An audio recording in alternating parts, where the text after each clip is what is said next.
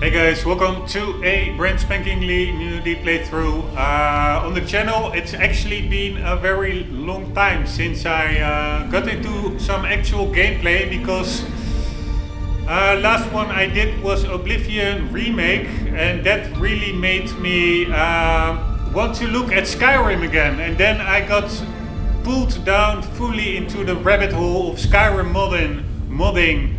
Like I was years ago as well. I barely got halfway through that game. I spent all my time modding it, and I'm again making quite a super extensive modding list, and I do have to play it at some time because it's such an amazing game. I never touched the DLCs yet, etc.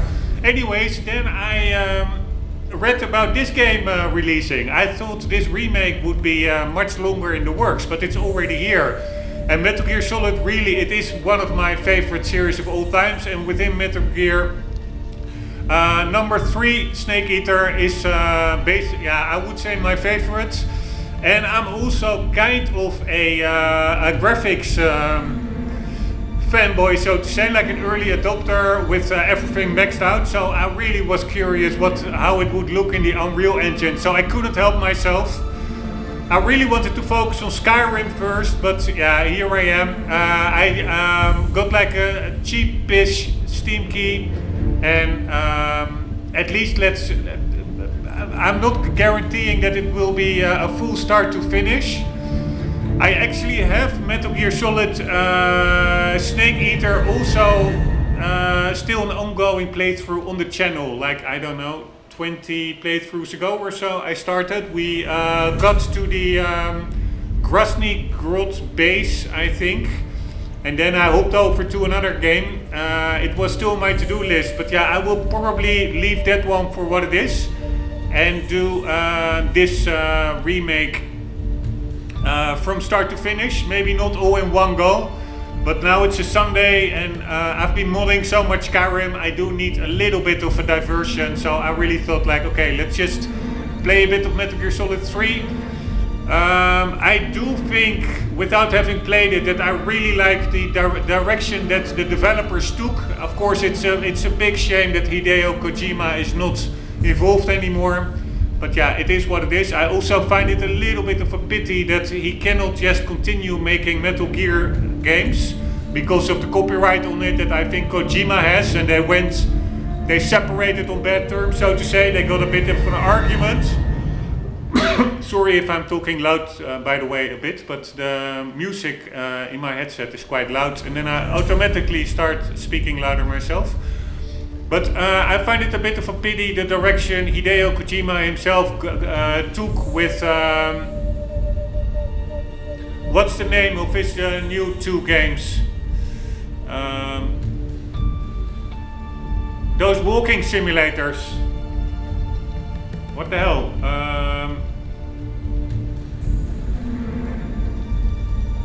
I forgot. I have to Google it. 1 second.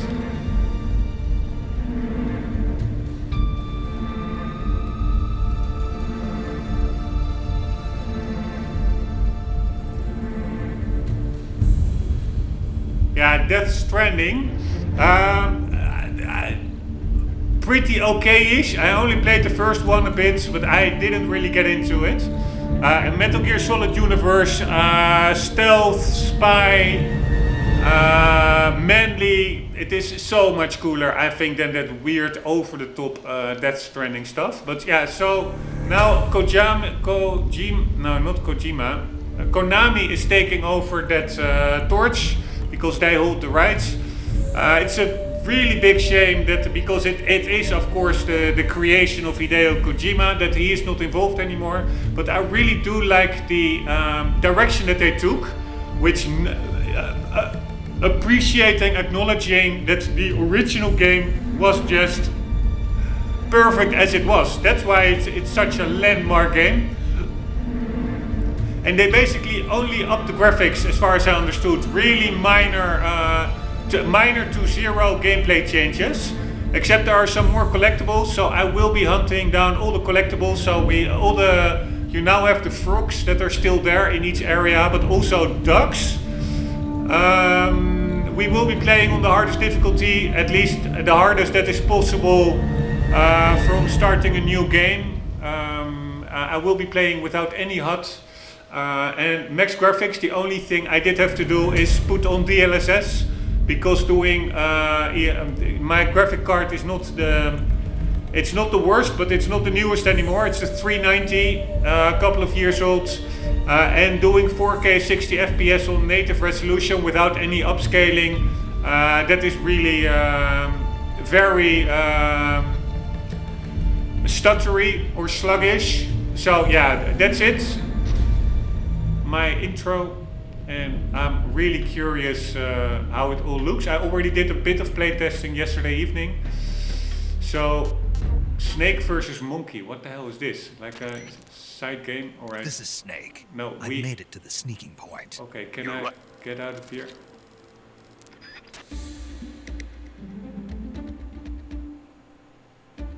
What the hell do you need to do here? Alright, we will figure that out later, because there's so much content in this game. Also, I will listen to all the codecs again, because I really want to. It's a deep playthrough. I prefer to not end it, but what I did do very thoroughly, then do end it and missing half of the content in the game. So, but yeah, I really have to make choices here. We cannot go into the Snake versus Monkey. Unfortunately, I do still have a full-time day job. I cannot wait till that is over, till I can get fully focused on gaming. But that will probably take a while still. But yeah, so there's not unlimited time. I have to make choices. So let's worry about that later. Language English, game, what did we do? This is just the display. HUD, I disabled everything. For the rest, this is basically all. Ah, wait, here was that one. Picking up downed enemies. Yeah, I would like a toggle for that one. It's also a little bit convoluted, the menus, because here you have picking up downed enemies as a toggle. But if you want to, instead of hold or toggle, do other game actions, you have to go under accessibility. Like here, you can do toggle or hold, toggle or hold. Why is not picking up downed enemies here as well? Makes no sense.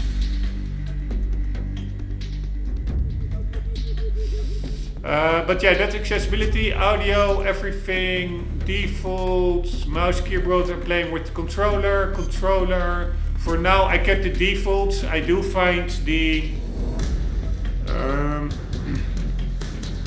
maybe I will change the D-pad, because holstering the weapon is D-pad right, and I'm using that quite a lot. I want to have that button closer to my thumb, so maybe I will do D-pad left for that one.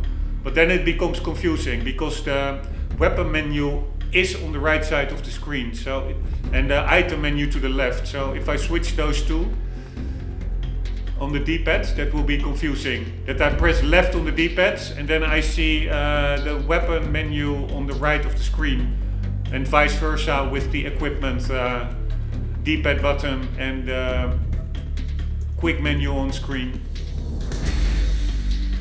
Graphics, so basically everything 4K 60 DLSS, I had to enable it. It does soften the image a bit. It's not as sharp as native, but yeah, it is what it is. Long time ago I would have just really saved everything. Or not long time ago, a few years ago, I would have gone with the latest generation of the graphics, the GPUs. But yeah, you see sometimes there are like these marketing generations that really don't add that much, like the 4000 series. That was basically DLSS and AI upscaling, I think. Hardware wise, it really wasn't not that much faster than the 30 series of NVIDIA GPUs. The 5000 series, I'm not totally sure, I really didn't follow it. But it's also, I'm not spending money as frivolously on stuff like that as I used to do, because I really want to save my money as much as possible to, yeah, for my future to work as short as possible, so to say. Anywho, so still everything is on max. I didn't apply a filter. You can do the legacy filter, which does a little bit of the color tone of the PS2 original game. But yeah, it still doesn't really look like it. So it's just a weird in-between mix I found. So I'm just going to go with the no filter style.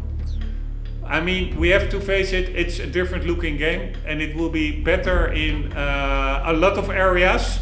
The texture work is amazing. But maybe the charm gets lost a bit because it just looks much more realistic. But yeah, that is just how it is.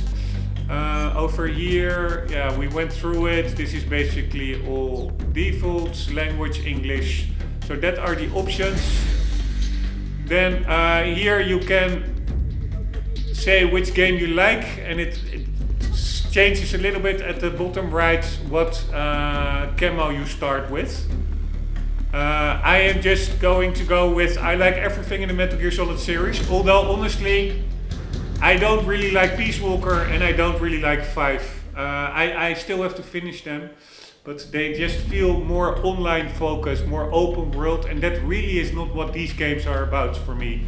These are about very story heavy, single player, fully immersive, story driven stealth games. They may be linear, but I don't think that is a bad thing at all. It's actually super cool. Because the more linear it is, the more focused they can be in those areas that they do create. They don't need to do everything a little bit. They can do a few things very well. And yeah, I'm a proponent of the latter philosophy. So, but yeah, I still will go for I like just everything. Playstyle, this is the old camera where you have an overhead limited camera view. That's the original PlayStation version. Then the HD collection I think came out, and there you already had like on the PS3 I think it was, there was a remake where you did have full 360 camera control. But yeah, so that is not available here. Yeah, it is available, but they call it a new style, but to me it's actually not really a new style because it already as far as I'm aware, more or less existed already in the HD collection. Maybe not as over the shoulder, it was more top down maybe, but yeah, it was certainly a 360 freely rotatable camera. But yeah, we're going with the new style. Button layouts I will figure out along the way. I also still, because it has been a while that I played Metal Gear Solid, I'm keeping up all the hints just to really get into all the nitty gritty more obscure game mechanics as well. So depending on that I may change some button assignments, but I will do that along the way. So very easy, the light gauge is 2 times larger, reduced attack and detection abilities of the enemies. There are some items you start with, the EZ gun, silent tranquilizer with infinite ammo, and you have the motion detector, active sonar, anti-personnel. Easy, 1.5 more health, reduced attack power detection, and you do not start with the EZ gun and the silent tranquilizer with infinite ammo, but you do have motion, active and anti-personnel, the sonar and active personnel. Normal, regular detection and health, no infinite tranquilizer gun, no EZ gun, but you do have the motion, sonar and anti-personnel. Hard, increased attack detection, highest achievable title is Fox. You only have the anti-personnel, so you don't have the... Yeah, I think this is really confusing again. This is what you have available, I think, from the start.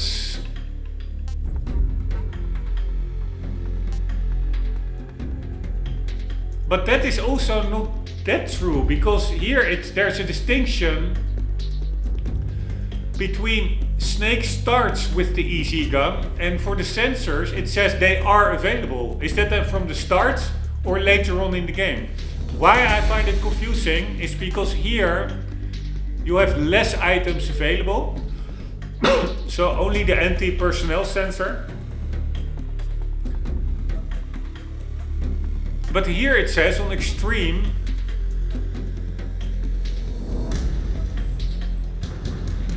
the following items are not available. So here it really, I assume, are not available throughout the whole playthrough. But is that the same then for here? Why here they only don't mention the motion detector and the sonar detector? But it could be that this means you start with the anti-personnel sensor and later on you can still get the sonar and the motion detector. It doesn't say that it is explicitly not available in the whole playthrough. Well, here it does say that.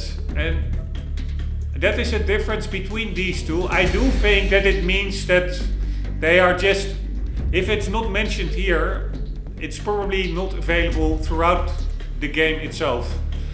If it would be, and it's only the anti-personnel sensor mentioned here because you start with it from the start and the other two you only can obtain later in the game, but you can obtain them all, then I would be inclined to go with this one, because normally I want to play on the hardest difficulty level, but I also want to make use of all the gadgets. So I do find it really a pity that on this hardest difficulty level there are 3 pretty cool sensors, and not even that it helps me so much gameplay wise, but they look pretty cool probably, like indeed some kind of a gadget that Snake holds in his hands. To me it's just like lore items, so I really find it annoying that this will not be available at all. If I would be more certain that it would be available all 3 on this difficulty level, then I would probably go with this difficulty level. But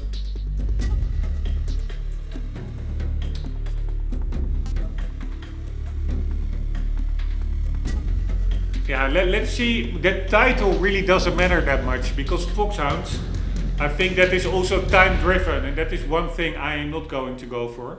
It's like a speed run. But so we do, I'm quickly looking it up. Metal Gear Solid 3 Delta rank requirements.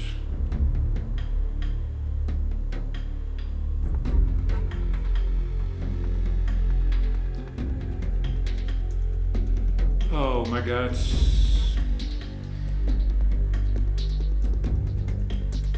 Sorry, one sec.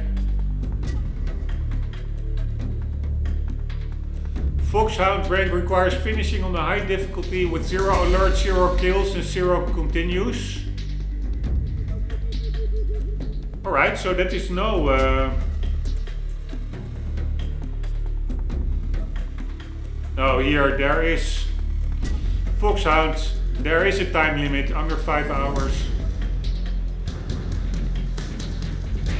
No, but that is maybe a different game. Alright, why is it so tiresome?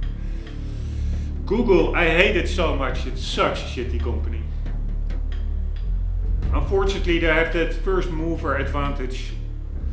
But they are a leftist, indoctrinating, and now even technology-wise lagging company, AI-wise. But they are just a monopolist. Alright. Alright, also Foxhound is less than 25 saves, playtime under 5 hours. Ah, Fox is also under 5 hours.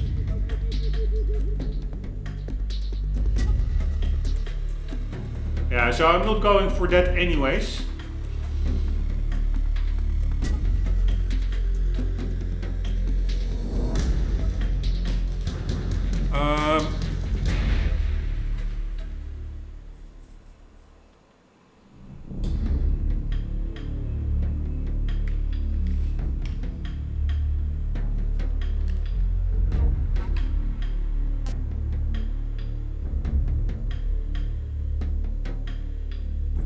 Yeah, and then basically the only difference between these two are the items that you can use, that you have available.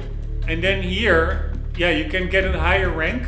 You have less items. Here you have, I mean the life gauge, what does that matter? 2/3, that is still enough. But what I do like from this one is the greater attack power and detection abilities. It makes it much more, hard actually. But I will not get this rank anyways, because I will not be using any time limits. Because that's one thing that I'm not good at, and also don't like, is rushing through the game. So what am I going to do? Am I going to trade off less items?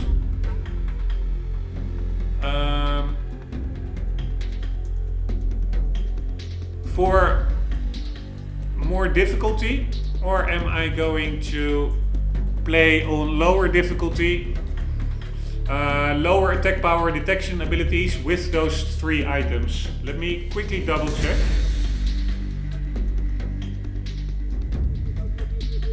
So we do Metal Gear Solid 3 Delta hard difficulty, and then we do sonar and motion, and we see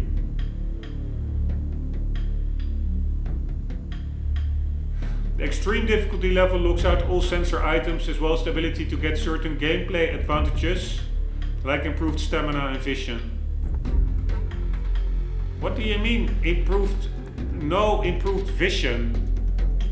Can't you use any goggles then?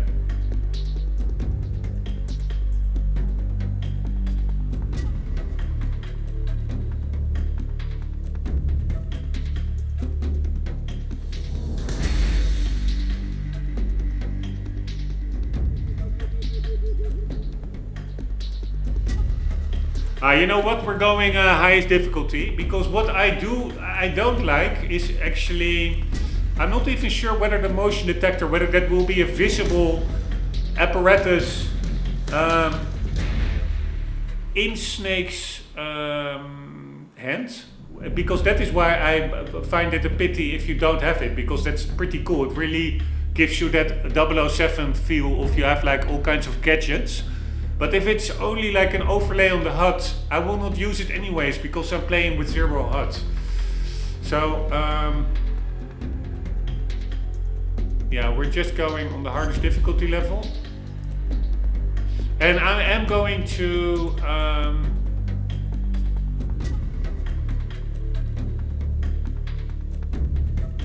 do all the tips.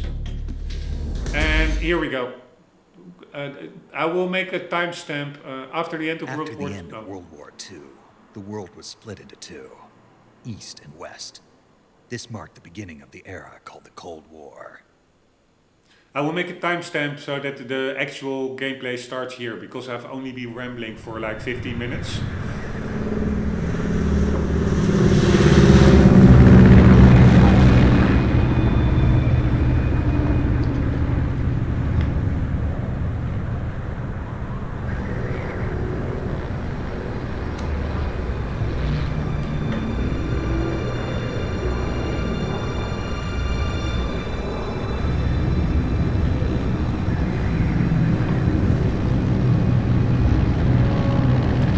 It are not really Japanese people who made this.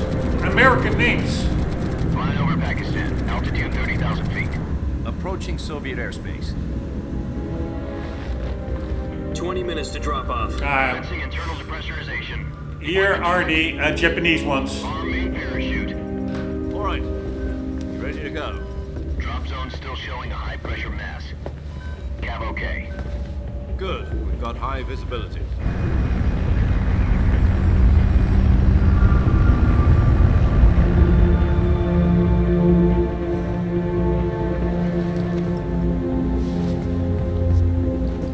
Put out that cigar. Connecting oxygen hose to interior connector. Put on your mask. The detail is really amazing.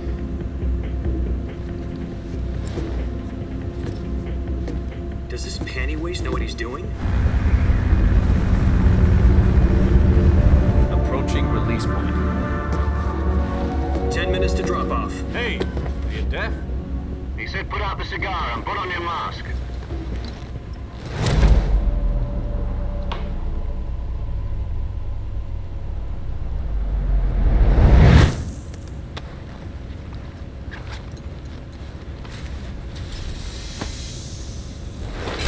Depressurization complete. Checking oxygen supply. 6 minutes to drop off. Opening rear hatch.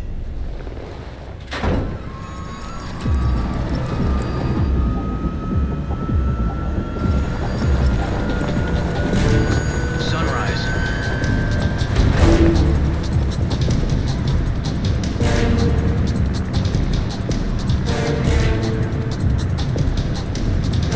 External temperature minus 46 degrees Celsius.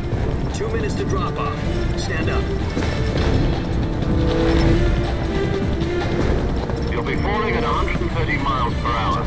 Try not to get frostbite from the wind chill. 1 minute to drop off. Move to the rear. Activate the alarm bottle. This is one for the history books. The world's first halo jump. 10 seconds to drop off. Stand by. Status okay. Epic. And green. Epic. Prepare for drop-off. Countdown. 5, 4, 3, 2, 1. Spread your wings And fly. God be with you.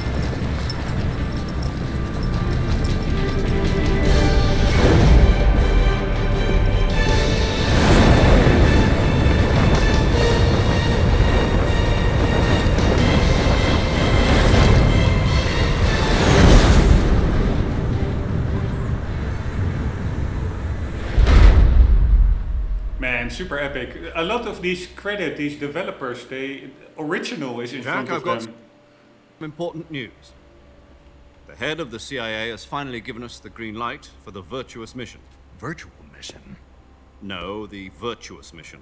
The future of our Fox unit depends on it. If it succeeds, we'll be officially organized into a unit. Virtuous mission? Sounds like some kind of initiation ritual. You know, don't get cocky. This isn't a training op. Right. So what exactly is this wonderful mission? Well, about 2 years ago, a certain Soviet scientist requested asylum in the West through one of our moles. His name is Nikolai Stepanovich Sokolov. He's head of the OKB 754 Design Bureau, one of the Soviets' top-secret weapon research facilities, and the East's foremost expert on weapons development. Sokolov? Isn't he that famous rocket scientist? The very same. On April the 12th, 1961, the Soviets achieved the first manned spaceflight in history. The Earth was blue, but there was no God. Well spoken. The rocket that carried Yuri Gagarin into orbit was the A-1, known as the Vostok rocket. Sokolov is said to be the man most responsible for the multi-engine cluster used in that rocket. After Gagarin's flight, Sokolov left rocket development to become the head of the newly established Design Bureau. From a lowly technician to head of a design bureau, that's quite a success story, so why do you want to defect? It seems he'd become afraid of his own creations. Afraid? Call it a crisis of conscience. And for that, he left his country and his family behind and went over the fence? Not exactly. One of his conditions was that his family was also to be taken safely to the West. We used a mole to get the family out first and succeeded in sneaking Sokolov over the Berlin Wall shortly afterwards. I was the one who conducted the operation. The security on the eastern side was still full of holes back then. Then what? We got Sokolov over in one piece, but the whole ordeal had left him exhausted, and we checked him into a hospital in West Berlin. It took him 2 weeks and more than 600 miles to get from the research facility in the Soviet Union to Berlin. He was in no condition to say anything coherent. And it was only a week later that we had something much bigger on our hands. The Cuban Missile Crisis. October the 16th, 1962, President Kennedy received word that the Soviets were in the process of deploying intermediate-range ballistic missiles in Cuba. President demanded that the Soviets dismantle and remove the missiles. At the same time, he announced a naval blockade to prevent further missile shipments from reaching Cuba. But the Soviets didn't back down, instead placing their armed forces on secondary alert. Soviet transport ships carrying missiles continued on course towards Cuba. US and Soviet forces went on alert for an all-out nuclear war. Frantic negotiations were conducted through the UN's Emergency Security Council and unofficial channels to end the hair-trigger standoff. Finally, on October the 28th, the Soviet Union agreed to remove its missiles from Cuba, and so the world avoided a nuclear holocaust. But in order to get the Soviets to pull their missiles out, we had to make a deal. You mean the one where the US agreed to remove its IRBMs from Turkey? No. The Jupiter IRBMs deployed in Turkey were obsolete, and we were going to get rid of them anyway. They had no strategic value whatsoever to either the US or the Russians. The Turkey deal was a ruse, a cover story that was fed to the other intelligence agencies around the world. So what did the Russians really want? Sokolov. They wanted us to return Sokolov. You mean the Soviets pulled out of Cuba just to get their hands on Sokolov? That's right. What the hell was he working on? At the time, we had no idea. We were running out of time. It was either give up Sokolov or risk full-scale nuclear war. In the end, we had no choice. President Kennedy gave in to Khrushchev's demand. The next day, I got Sokolov out of the hospital, handing him over to agents on the eastern side. Sokolov kept on screaming, "Save me," until he disappeared from my sight.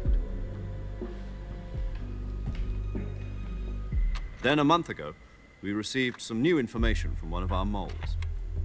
About Sokolov? Yes. He was taken back to the research facility and forced to continue working on the weapon in question under KGB supervision. What's more, it's on the verge of completion. So what kind of weapon is it? Something to do with space rockets? No, missiles. Same technology. I guess you're right. We don't know the details, but it appears to be a new kind of nuclear device. For half a year now, the Soviets have been conducting frequent nuclear tests at Semipalatinsk. Something to do with the weapon, I assume. We're talking about a secret weapon so big that Khrushchev was ready to pull out of Cuba to get it back. Is Sokolov still in the facility? No. According to our intelligence, he's in Selino-Yarsk, a place in the mountains about 3 miles to the west that's known as the Virgin Cliffs. The Virgin Cliffs. Nice name for a virtuous mission. They moved him there just recently. Why?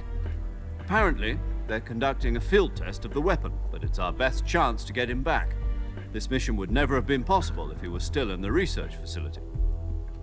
This is our last chance. Sokolov must have known that too when he contacted us.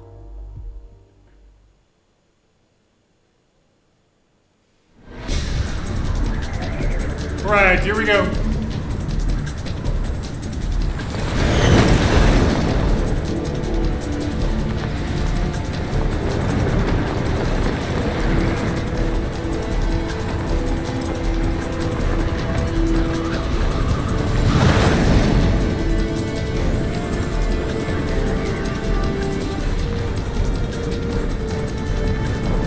Listen up, Jack. Your mission is to infiltrate Selino-Yarsk in the Soviet mountains, ensure the safety of Sokolov, and bring him back to the west.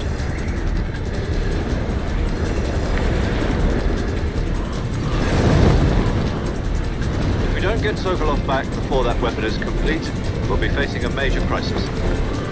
The clock is ticking.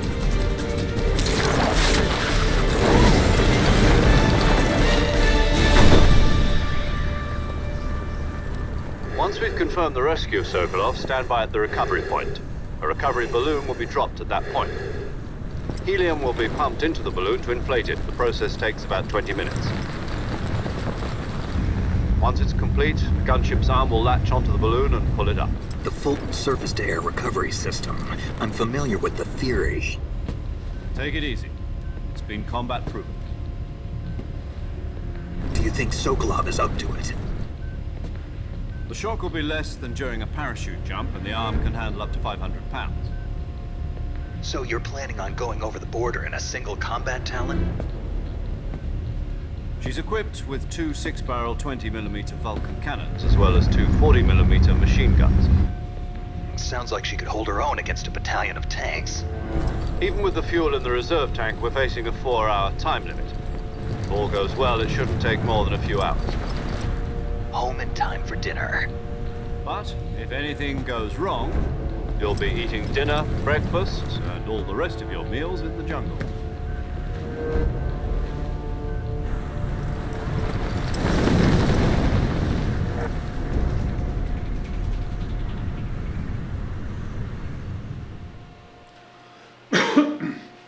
Pretty epic.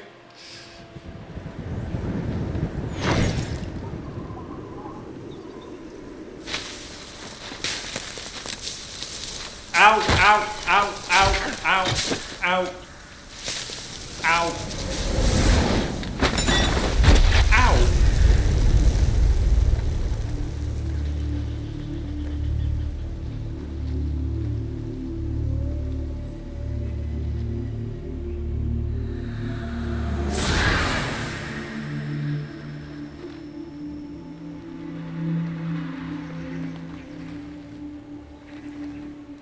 Shots like that, only Japanese developers can do it that way.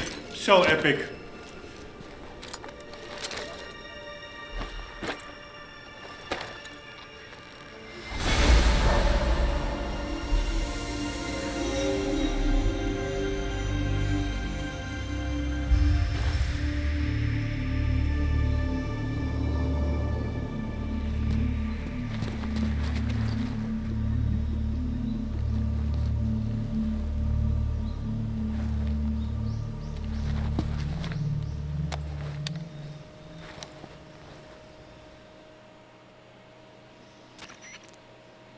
Do you copy?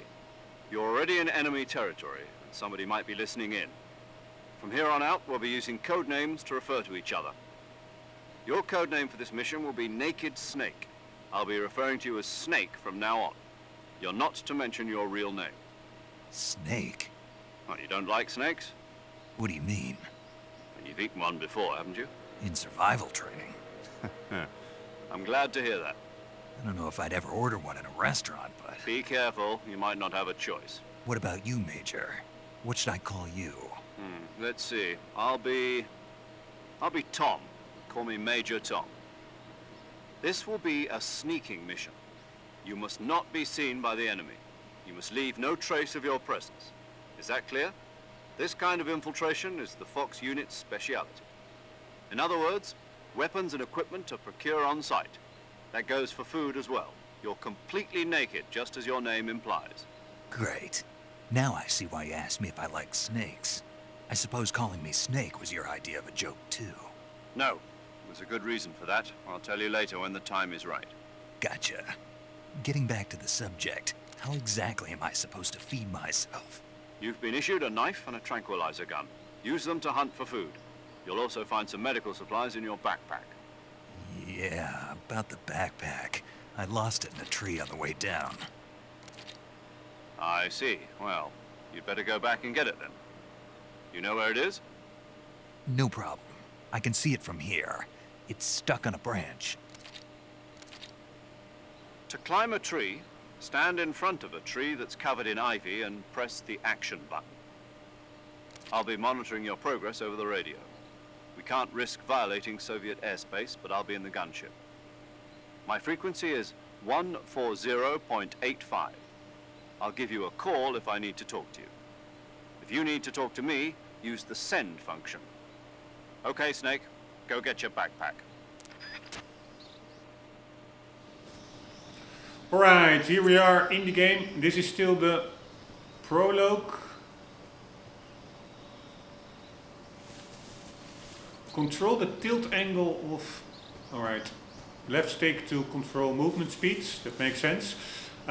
We are still in the prologue, so it's even before the actual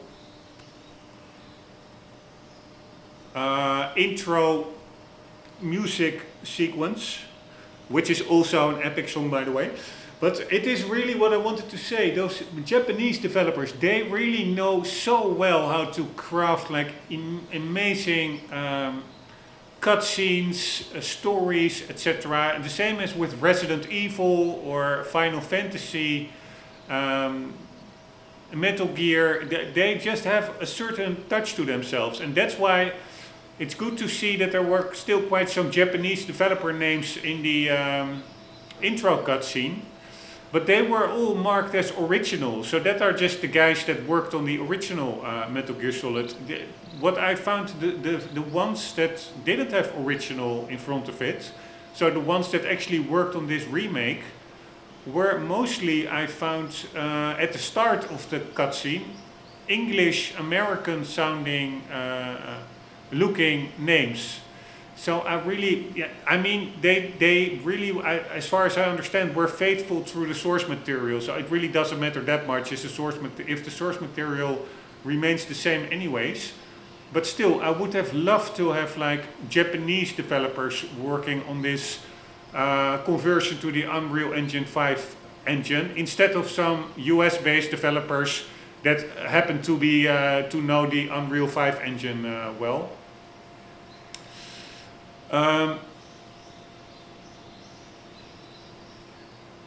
But yeah, we will have to wait and see. For now, the first impression is very, very good. It's just amazing. I do think if you see, I think I can do that also while recording. If I disable DLSS, it's much more stuttery. There, by the way, are the collectibles together, like the little frog, keratin frog, and the Goha duck or something. I don't know what it's called, but it's a ducky, the yellow one, on the top of the rock in the a little bit up and to the left of Snake's head. But anywho, I do think it looks, native resolution looks sharper, but yeah, it is what it is. My GPU cannot handle it, so we are going with the next best option, DLSS quality. I think you can also actually do frame generation. Maybe I will do that as well, but you can mod frame generation into the game, I think. But yeah, it runs pretty well. I mean, I'm used to the original at 30 FPS. I think the original even went lower than 30 FPS because it was such a graphically demanding software for the limited hardware that the PlayStation 2 was back in the day. All right, I'm slowly but surely getting to grips with it, with everything. But there are so many nice little details, like you see sometimes over there, you see the shrubbery move around a bit. That is because there's an animal here. I think there's a snake here, right? Well, I don't really see it, but it can also be not a snake, but actually a frog.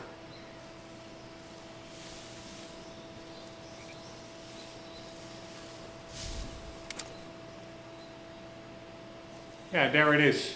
Here is a frog. That's such nice detail.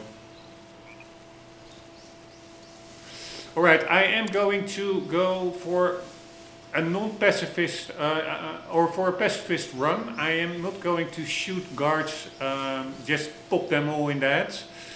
Only if I'm really into a scripted fight sequence or something like that. Or they just start shooting at me, then I will return with lethal force, but otherwise I'm gonna try and do it non-lethally. Playing as the good guy.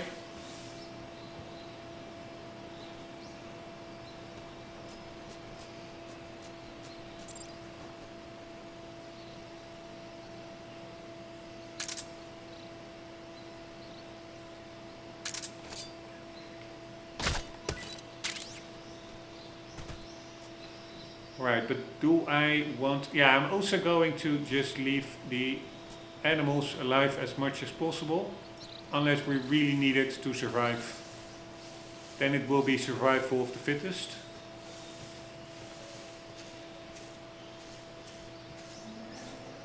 Yeah, so there really is nothing here, right? This is just...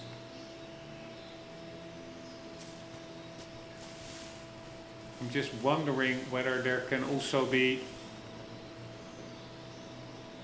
a collectible around here. I think there's one collectible in each of the separate areas, and the areas are separated by the loading screens.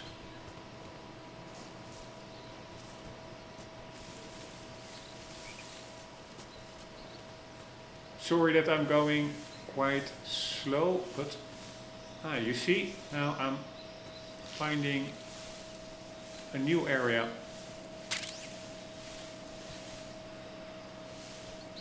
Yeah, the only thing is, the game is a little bit buggy. Maybe it is my graphic card, but in the distance you see, maybe it's not really visible on the...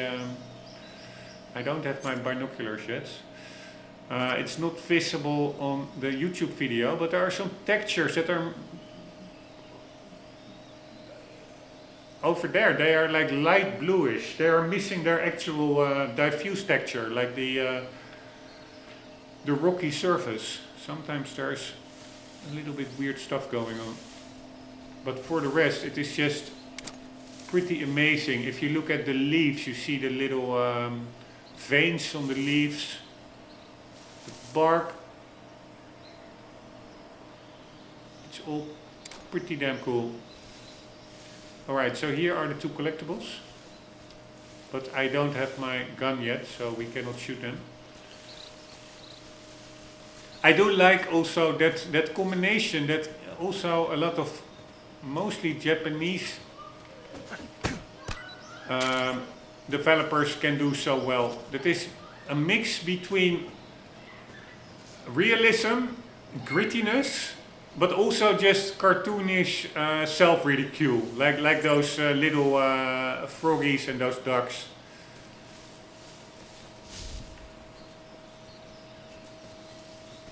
Just gives it a little bit of comical relief, so to say. Here, another snake over there.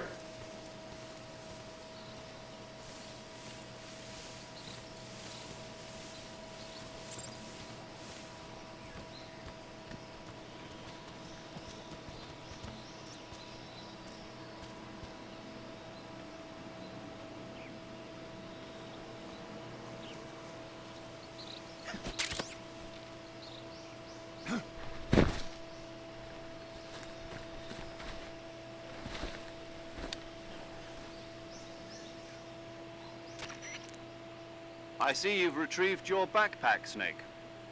To equip a weapon, it's necessary to take it out of your backpack. In the survival viewer, choose Weapon from the backpack. Your available weapons will be displayed in a list on the screen. From that list, choose the weapon you want to equip and press the Enter button. For other equipped items, just do the same thing from Item. Got it. Use the survival viewer backpack. Yep, that's right. Survival is fundamental to this mission. After you've been out in the field for a while, your stamina will start to drop. If your stamina gets too low, it'll affect your performance. You won't be able to shoot accurately, for example, and your wounds won't heal as smoothly. Keep an eye on your stamina so you don't run out. To recover lost stamina, you can hunt for local flora and fauna. You can use either your tranquilizer gun or your knife to hunt. My only weapon is a Mark 22 Hush Puppy tranquilizer gun? That's right. It's been fitted with its own suppressor. However, the suppressor will deteriorate every time you fire. Once its durability reaches 0, the noise suppression effect will be gone. So don't get too trigger happy with it. The suppressor's durability is shown in the icon. Any weapons and equipment beyond what you're carrying now, you'll have to find as you go. I have to find my own weapons and equipment? Whose crazy idea was this anyway? Solo covert actions are standard Fox operating procedure. You can't leave any traces of your presence. No weapons, equipment, footprints, sweat, or bodily waste. The same goes for bullets and cartridges, too. Your presence in enemy territory is already a violation of international conventions of warfare. There aren't supposed to be any American soldiers in Russia, it could spark an international incident. You can't let anyone see you. You can't let the enemy know you're there. This is a stealth mission. You're a ghost, Snake, in every sense of the word. And there'll be no rescue if you're captured. The military and US government will deny any involvement in the affair. Then I'll just have to take care of myself, huh? I'm afraid so. You've been given a fake death pill for that purpose. SIS guidelines stipulate that soldiers on covert ops like this one be issued a potassium cyanide capsule. Tape it to your body so you can take it when you need to. How generous of you. Use it if you're taken prisoner by the enemy. It'll send you into a state of false death for a short time. Fooling them into thinking that I'm really dead. So, how do I come back to life? Just take the revival pill. You mean that thing they put in my tooth before the mission? That's the one. But be careful. If you remain in a state of false death for too long, nothing will be able to bring you back. Remember that. I'll keep it in mind. You said this was a solo mission, right? Right. I guess that means I can't count on any reinforcements. Correct. The mission rests entirely in your hands. A real one-man army. Relax. There's a support team ready to back you up over the radio. Who? I'll introduce them to you. This time, survival is of utmost importance. The first member of the support team will be in charge of monitoring your physical condition, acting as a medic, so to speak, as well as recording your mission data. She's a member of Fox as well, and she's here on the gunship with me. She? Hello, Snake. I'm paramedic. Nice to meet you. Paramedic. As in a medic who comes in by parachute. Aren't you going to tell me your real name? Are you going to tell me yours, Mr. Snake? My name, huh? It's John Doe. And they call you Jack for short. You're a regular Captain Nemo. A name means nothing on the battlefield. After a week, no one has a name. What's your name? Jane Doe. Very funny. I wasn't joking, but I'll tell you my name only if you manage to make it back alive. My frequency is 145.73. She's also in charge of recording your mission data. Whenever you want to save, send a message over the reserved save frequency, 140.96. So saving lets me record my mission data. That's right. It also records the state of your health. Good to know. There's one more person I want to introduce you to, Snake. Huh? Speaking of snakes, you remember the boss, don't you? A legendary soldier and your mentor. Actually, it was the boss that got the DCI's authorization in the first place. She's going to be serving as Fox's mission advisor. The boss is? She also helped me plan this mission. She and I were at SAS together. Jack, is that you? How many years has it been? Boss? That's right. It's me. Oh. Talk to me. Let me hear your voice. It's been 5 years, 72 days, and 18 hours. You've lost weight. You can tell just by the sound of my voice. Of course I can. I know all about you. Really? Well, I don't know anything about you. What's that supposed to mean? Why'd you disappear on me all of a sudden? I was on a top-secret mission. You didn't need me anymore. But there were still so many things I wanted you to teach me. No. I taught you everything you needed to know about fighting techniques. I taught you all I could. The rest you needed to learn on your own. Techniques, sure. But what about how to think like a soldier? How to think like a soldier? I can't teach you that. A soldier needs to be strong in spirit, body, and technique. And the only thing you can learn from someone else is technique. In fact, technique doesn't even matter. What's most important is spirit. Spirit and body are like two sides of a single coin. They're the same thing. I can't teach you how to think. You'll just have to figure it out for yourself. Listen to me, Jack. Just because soldiers are on the same side right now doesn't mean they always will be. Having personal feelings about your comrades is one of the worst sins you can commit. Politics determine who you face on the battlefield. And politics are a living thing. They change along with the times. Yesterday's good might be tomorrow's evil. Is that why you abandoned me?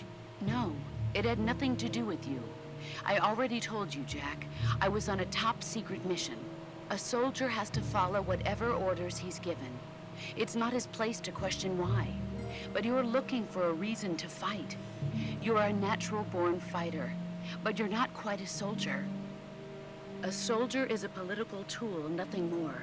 That's doubly true if he's a career soldier. Right and wrong have no place in his mission.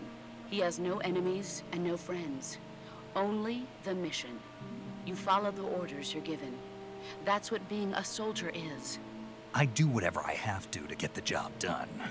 I don't think about politics. That's not the same thing. Sooner or later, your conscience is going to bother you.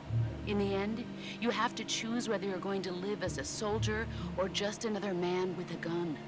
There's a saying in the Orient, loyalty to the end. Do you know what it means? Being patriotic.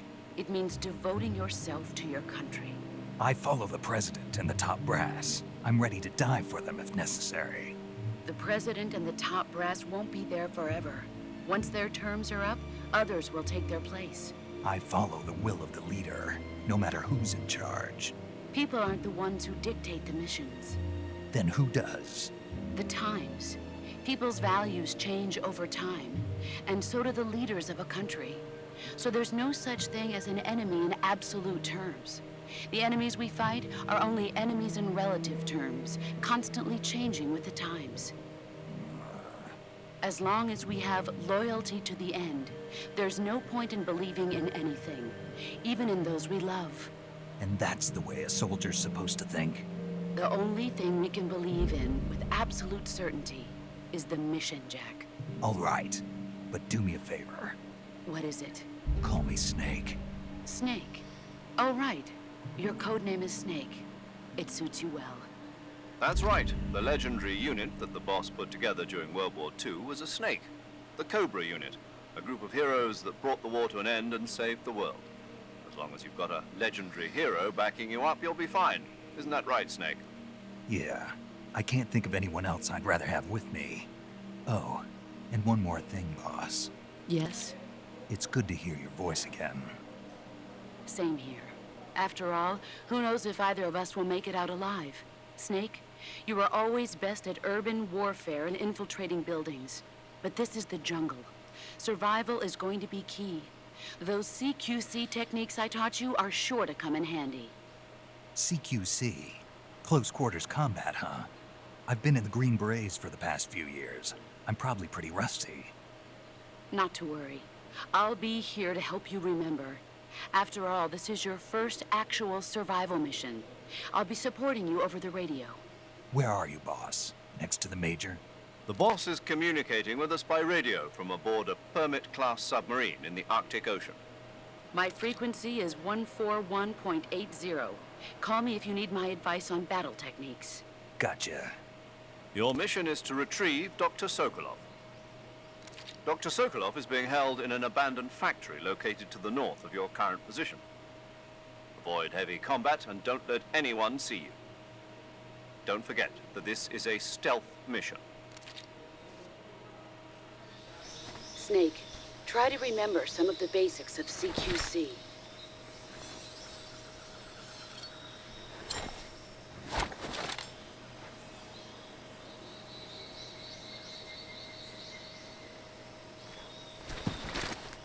Commencing virtuous mission now.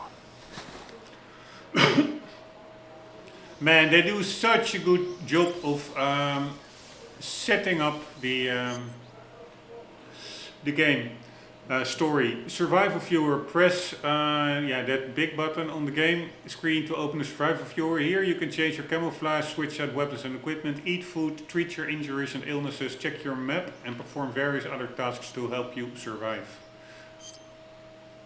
Right, let's do some camo. You can wear camouflage to blend in with your environment and deceive your enemies. Select camouflage in the survival viewer and use uniform to change outfits and face to apply face paint.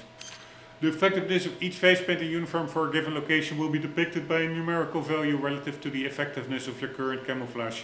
The higher the value, the more effective the camouflage.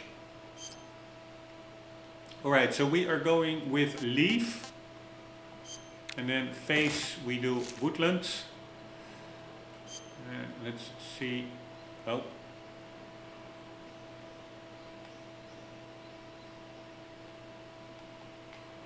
Alright, this is the farthest we can zoom out. But the attention to detail, if you look at the knife, its holster. What's the name again for like a sword? Fuck me, one moment. English words. The holster for a sword. I was looking at textures for that for Skyrim. So we do sword, holster, term, scabbard. Yeah. Anywho, it looks pretty damn amazing, the amount of detail, and I do think they really captured that original vibe, which is amazing. Let's just go through all the menus, then we have most of those tips out of the way anyways. But also what I wanted to say, I won't spoil the story, but what the boss says is that you have to be loyal to the mission and people can die, and also it is very prescient. Is that a word? Like seeing into the future? Wait, we do prescient meaning, or not even seeing into the future, but it's just real.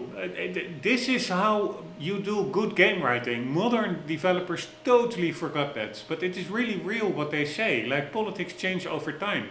Look at what's happening now in Europe and Ukraine and Russia, that Russia is the bad guy. Russia 50 years, 70 years ago, they, or 80 years ago already, they saved us from Germany. Now Germany is our friend and Russia is the bad guy. And still, I find that totally ridiculous. But you see how it actually is true, how it is reality, what they say in this little game intro.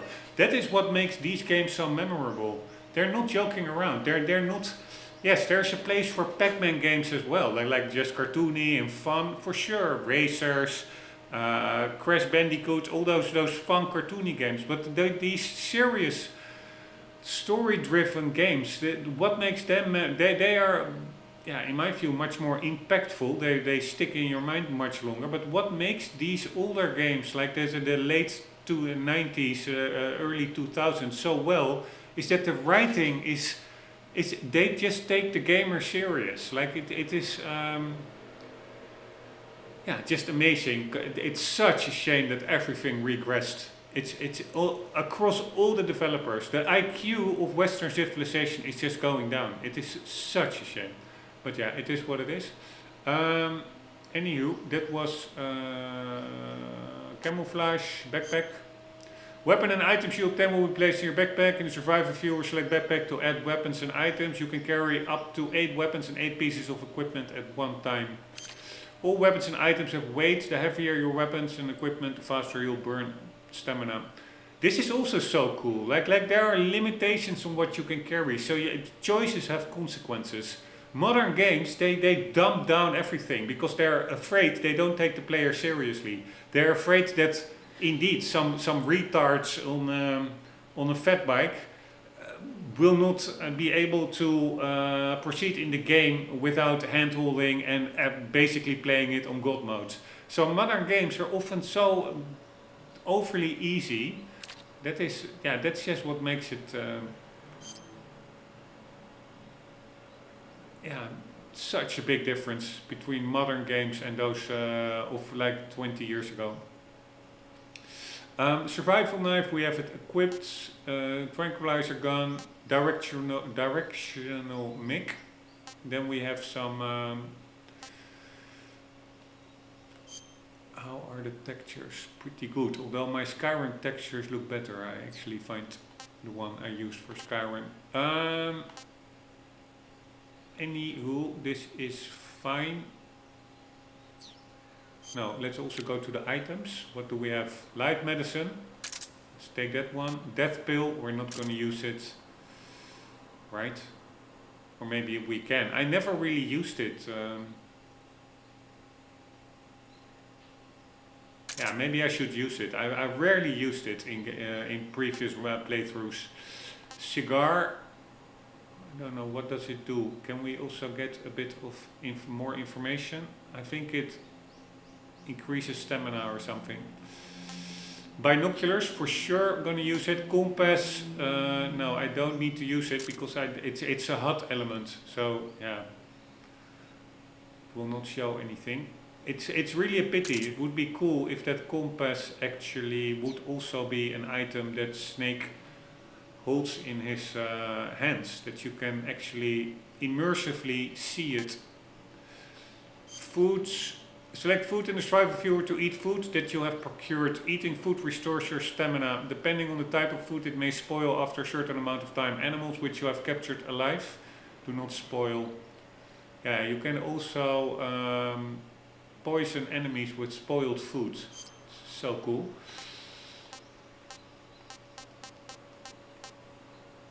Alright, we can also put out some cages to capture live animals. Food history, what the hell is that? Medical history. I think that's new. Not sure. Alright, cure will only become available after we fall off a bridge and break a leg or something, and then, or an arm, and then the introduction, the main start theme of the game kicks in, I think. And we probably will not even make that in one episode because it's, yeah, I'm going pretty slow, pretty thoroughly, but it's also, we have to first free Sokolov, which entails quite a bit. Map. Select map in the survival viewer to view a map of the area Snake's currently in. You can check your objective as well as maps of other floors and adjacent areas. Alright, so, yeah, I do find it annoying that those, I'm not going to look into the map if those collectibles are just marked on the map. That, again, that is like, if that is the case, I don't think that was the case in the original game, then it is again an indication of dumbing down modern games and remakes. What is the challenge and the sense of accomplishment of finding collectibles if you just always know where they are? It makes it totally redundant. It totally defeats its purpose. It is so ridiculous. So absolutely ridiculous. The only thing is maybe that it says found because I was close enough to them or something. I don't know. I don't know when it will get the designation found. Like if I pan the camera around and I don't even consciously see the collectible, but it does pan around over the collectible, does it then automatically get the designation found and will it be popping up on the map? I don't know, but this really is for me a trigger not to use the map at all, because I don't want to accidentally see where those collectibles are. It totally defeats the fun out of finding them. It's so retarded, man. Everything, modern life, yeah, sorry, I'm just an old guy complaining about how it used to be better, but it literally was better 20 years ago. Anywho, that was the map, and then, or the menu, and what did I want to do? Ah, yes, what I wanted to, my rambling at the start, before starting, while in the difficulty selector, this is what I mean with buggy textures. That is just buggy. Which is actually quite unimmersive. Hopefully it doesn't happen too often. But what I really... Here, now over there as well. They were loaded incorrectly and then suddenly they turn blue. What the hell is this? It may be my graphic card overheating or something.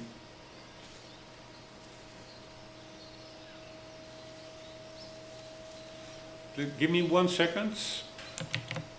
I'm just curious. Can we see graphic card temperature?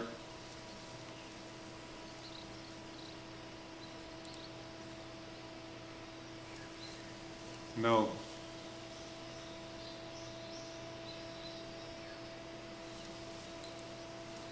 Advanced. Ah, yes, 81. Ah, that's pretty good. I didn't have it overclocked. 350 watts. God damn it, that's quite a lot. Yeah, I should really downclock that card, like I did when mining Ethereum. I think these cards went all the way down to 300 watts, and the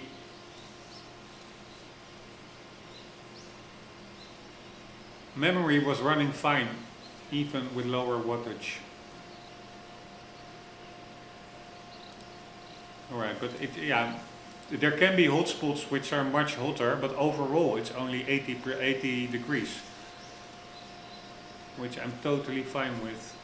Anywho, what I was rambling at the start of the game about those sensors that are not available on this extreme difficulty mode.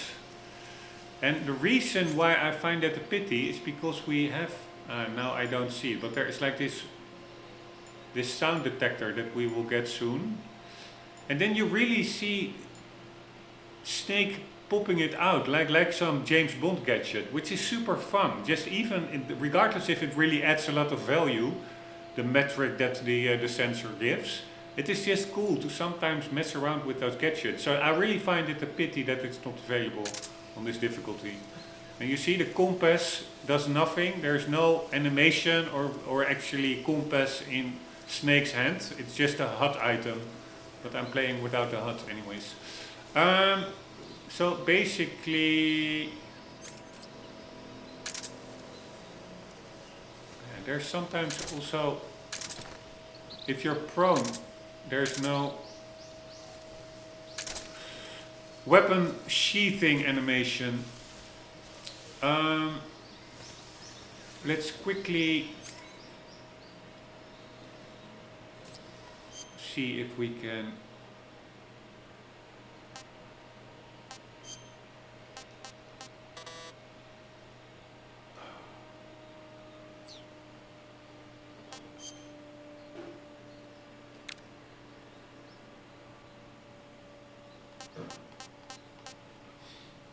I don't know how to do it. I think we have to put down a cage, right? I want to catch a live animal. I cannot. Oh, by the way, this one we can now deselect because it really does literally 0. I now cannot.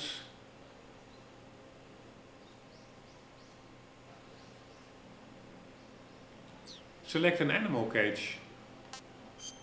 They are here, but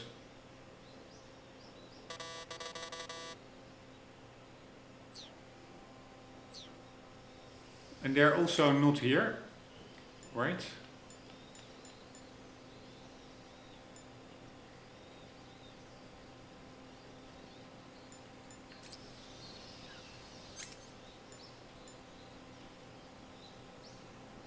Ah, this is what I meant as a gadget. This is the directional make. So if you use this here, this is like a super cool gadget. Like okay, it actually works as well. Pretty cool. So it really helps you find enemies. And that's the same. It would have been cool if the 3, or maybe they do, I don't know, but they're not available on this difficulty level, but the motion sensor, the sonar and the anti-personnel thingy, if they also were like cool 60s gadgets like this, that's really that does so much for immersion that you can actually see your gadget. So I have to check that out later, but yeah, so I have no idea how to put out a trap to get a live animal, but let's worry about that later. Before we go on, I also want to get all the lore of the game, so we are going to exhaust some of the radio dialogue.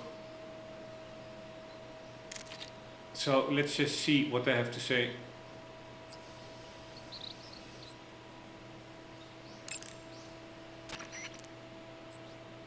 This is, by the way, a nice quality of life. That here, this quick menu for the radio.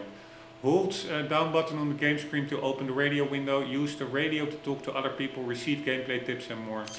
Input the frequency of the person you wish to speak to or select their name from the memory list to send a transaction. Sokolov should be at the abandoned factory to the north, so head in that direction.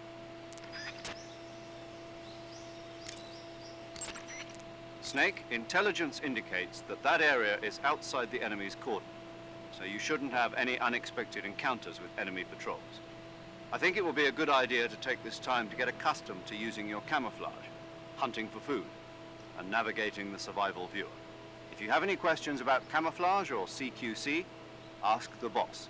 The boss's frequency is 141.80. Paramedic is the medical correspondent for this mission. Ask her about hunting for food and medical treatment. Also, she has documents detailing flora and fauna in the operation locale. Contact her if you need detailed information on any of the plants and animals in your area. Paramedic's frequency is 145.73. Snake, remember that this operation is a solo sneaking mission. We'll be providing you with support over the radio, but out in the field, you're on your own. There's no backup. And there's no way you'll survive a battle with a large enemy contingent. Avoid engagement whenever possible. Your highest priority in this mission is staying out of sight. Snake, did you find food? Yeah, You sound happy. I am. Do you know how to eat it? Then let me explain. To eat food, press the Survival Viewer button to enter the Survival Viewer. Go to Food to select the food you want to eat, then press the Enter button. Select Eat and you will eat the selected food. When you eat, you will recover your stamina, but the extent of recovery depends on what you eat. When your stamina is down only slightly, you should save your tastier morsels for later. But don't leave food for too long or it'll rot. This is where a little planning ahead goes a long way. Besides eating food, you can throw it at enemies to confuse them. So remember, food is not just for eating. Be creative. Snake, when your stamina gets low, it negatively affects your physical abilities. You've got to replenish your stamina before it runs out. Check your stamina gauge to see how much stamina you have remaining. It shows, as the name suggests, your remaining stamina. As you consume stamina, your natural life regeneration is slowed and your hands shake more. Your O2 gauge and grip gauge also become shorter. Excessively low stamina can often impede your mission objectives. Make sure you replenish stamina before that occurs. Eat food to recover stamina. Capture plants and animals to get food. I have information on the local plants and animals, so don't hesitate to ask. My frequency is 145.73. Your actions can lower your stamina. The more demanding the activity, the more stamina consumed. Exactly. Walking slowly will conserve stamina, while actions like rolling, crawling, and stalking consume large amounts of it. Try your best to avoid unnecessary actions in order to conserve stamina.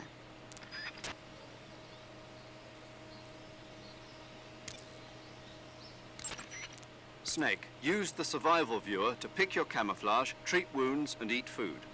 Ask the boss or paramedic about the details. The boss's frequency is 141.80.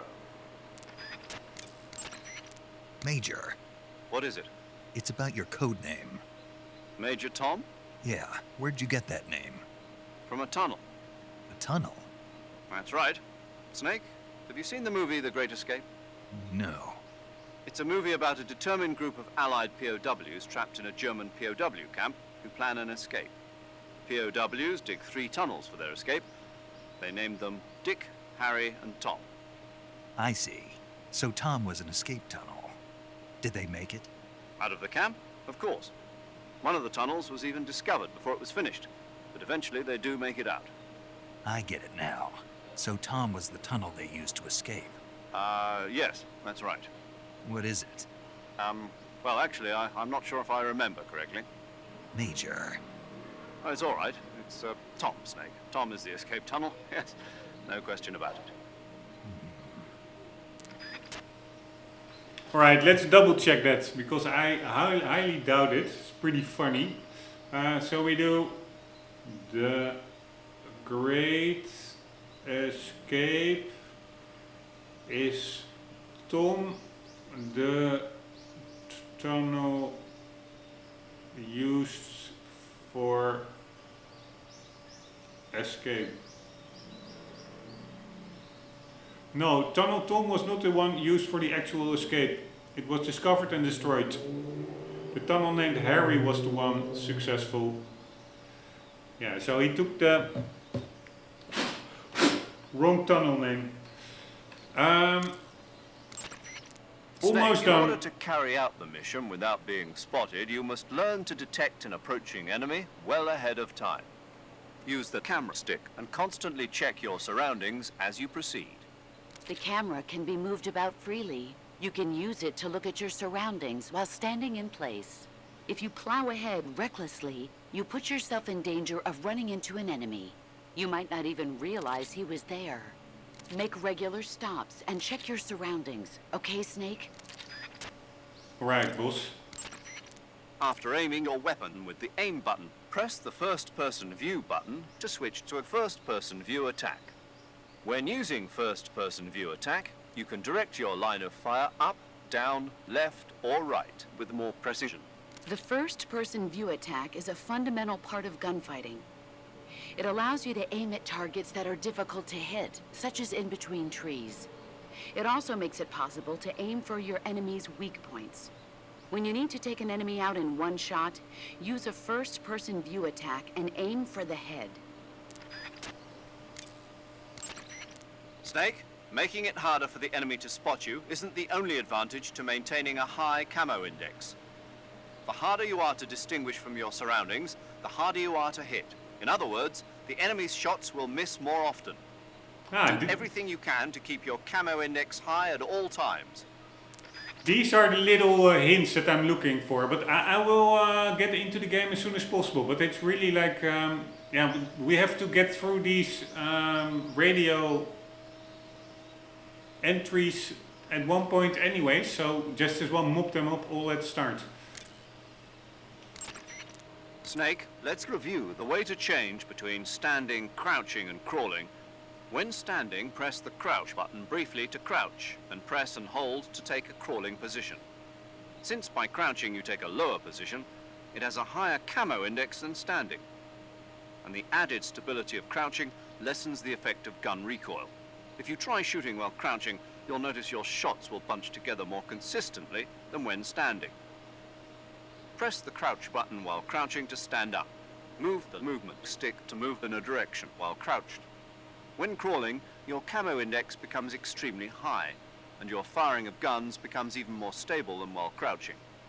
You can move the movement stick while on your stomach to crawl in a particular direction.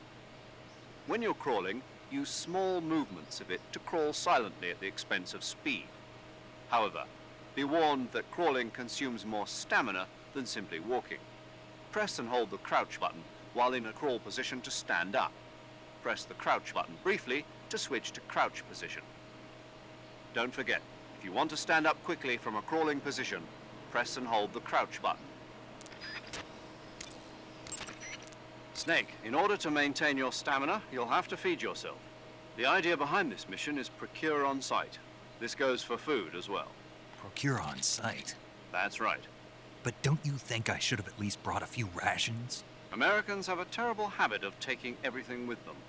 Nowadays, nobody can get anything done without a lot of fancy equipment. It wasn't like that in SAS, I'll tell you that.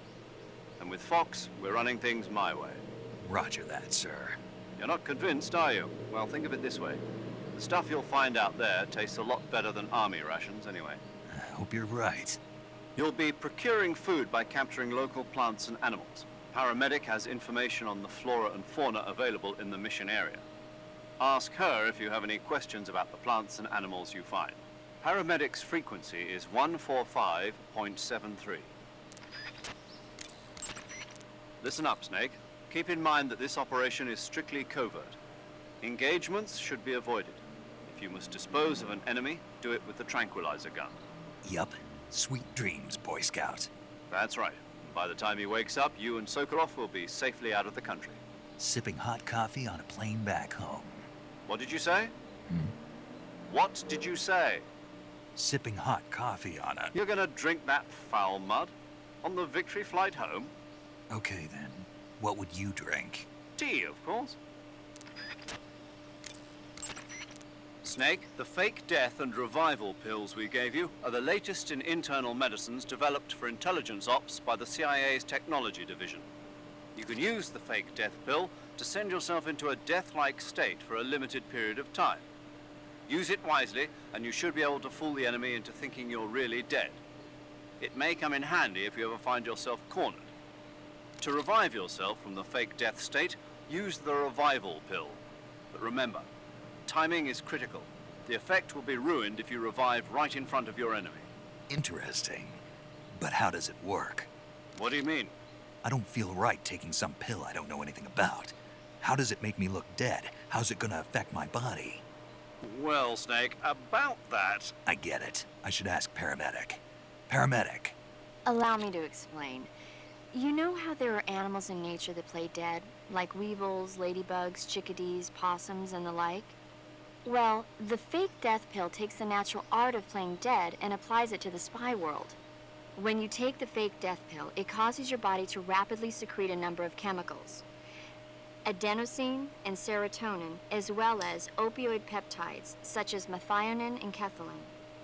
Those chemicals act to induce a state of hibernation, causing your heart rate, your breathing rate, and your body temperature to drop dramatically. It'll truly look like you've dropped dead upon initial inspection. The revival pill, to put it simply, is a counteracting agent to the fake death pill. When you take it, it causes your body to secrete stimulants like noradrenaline and other chemicals such as naloxone, which block the effects of the fake death pill. Basically, it wakes you up. Does that help? Yeah. Okay, I'll try and explain it in more detail. The secretion of methionine and kethylamine triggered by the fake death pill causes the opioid receptors. Oh, okay. I think I get it now. You sure? Yeah. But you must want to know a little bit more. There are 3 types of receptors, delta, kappa, and mu. Methionine and kethylamine acts on the... Paramedic, I think Snake understands now. Isn't that right, Snake? Yeah, clear as crystal. That- Major, I've got enough info about the pills, so I'm gonna get back to the mission now. Yes, you do that. Hey, wait a... Man, these are such nice, fun dialogue entries. These are little gems hidden deep within the menus. That is what makes these Japanese games. By the way, another one which is amazing, of course, is the Dark Souls series. Japanese developers and Gran Turismo. It is Metal Gear Solid, Dark Souls, Gran Turismo, Resident Evil. Now I'm forgetting another one. Yeah, Final Fantasy. I never really played. What's his name? Link. Zelda, Legend of Zelda, I still have to play those, but I'm sure it will be the same. They are so well in just putting content, not everything is in plain sight, ready for the taking, dumbed down. No, there's really layers to it. There's content hidden, blocked off, and you really have to put in effort to unlock it. But once you then do unlock it, it is all the more valuable. They understand that so much better than Western developers. It's crazy. The battery recharges automatically when not in use. When you want to recharge the battery, unequip all electronic devices and give it some time. The higher your stamina gauge, the faster your battery recharges. If you want it to recharge faster, eat food and recover your stamina. Also, if you run, roll, or do other dramatic actions, the battery will recharge faster. Wait a second. What is it? The higher my stamina, the faster my battery recharges? That's what I said. But what does my stamina have to do with the battery? Oh, yes, I see what you're getting at. Let's have Paramedic explain that. Paramedic? Yes, sir. It's because Snake's battery uses bioelectricity. Bioelectricity. Bioelectricity is electricity emitted from cells. When the cells of living things are stimulated, sodium and potassium ions move rapidly through the cell membrane's ion channel, creating a difference in electric potential. The battery uses that energy to recharge. So unless your cells have plenty of nutrients, the recharge won't work well. Amazing the kind of machines that are available now. But this machine has not been made public. It was designed by a scientist at the CIA's Directorate of Science and Technology. What kind of person was he? The person who designed it? Yeah. I heard he was pretty strange. Stranger than the Major? There's nothing strange about the Major. My tea's gone. Who drank it? How am I supposed to have tea time without tea? Well, not too strange, at least. Hey, my scone's gone too. Sorry, but I find it really funny. Snake, what do you do when you get a new weapon or item? I put it in my backpack first. But you know that you can't equip items that are still in your backpack, right? Yeah. The only things that can be equipped with the weapon and item window buttons are items on my person. Correct. If you want to equip an item, first you have to remove it from your backpack. To place a weapon on your person, go to the survival viewer, then backpack, then select weapon. A list of weapons will be shown in a window on the screen. Select the weapon you wish to put on your person with the movement stick, and press the enter button to remove the weapon from your backpack and equip it to your person. However, you can only carry so many weapons at once on your person. Put unnecessary weapons back into your backpack. Select a weapon on your person from the weapon list and press the enter button to put that weapon into your backpack. Your situation determines what weapons are most useful. Consider this when choosing which weapons to put on your person. Okay, Snake? Major, what kind of place is this secret design bureau that Sokolov is heading? The Soviets have a number of secret design bureaus like this one, each engaged in cutting-edge research. OKB-1, the bureau where the Voskhod spacecraft was developed and which plays a leading role in the Soviet space program, is one of those installations. Most of them are located in secret cities, built in isolated areas, and we don't even know their exact locations, much less the nature of their research. And Sokolov's OKB-754 is the most secret bureau of them all. The intelligence communities of the West have tried time and again to find out what they're working on, but they've failed consistently. So you have absolutely no idea what Sokolov is developing? We've got nothing. Then how did you get the information for this mission? It can't have been from Sokolov. From the boss. The boss? That's right. She has her own intelligence channels that she cultivated during the last war. She shared what she learned with us. But we were able to get the green light for this mission at all is thanks to her pull with the powers that be at the CIA. In other words, this mission would never have come together without the boss's help in a number of respects. Snake, aiming your gun during first-person view is a bit different from what you're used to in the standard view. When you aim your handgun in first-person view, align the front sight and the rear sight of the gun with the target, then fire. No laser sight? What? A laser sight. I heard the military was developing them, but... You want a laser sight? Uh-huh. A well-trained soldier has no use for a laser sight. No training wheels on this mission, Snake. Like with the handgun, you can press the aim button to ready the assault rifle and certain other weapons. Then press the attack button to fire the weapon. If you're in a close quarters fight or other situation that requires immediate action, fire from that position. Observe the reticle and where your shots are hitting, and correct your aim accordingly. I understand, but that doesn't sound too accurate. Of course not. So when you require pinpoint targeting, like when firing from afar or sniping, switch to first-person view attacks. Carefully align your front and rear sights to concentrate fire and gain a sharper view on your target.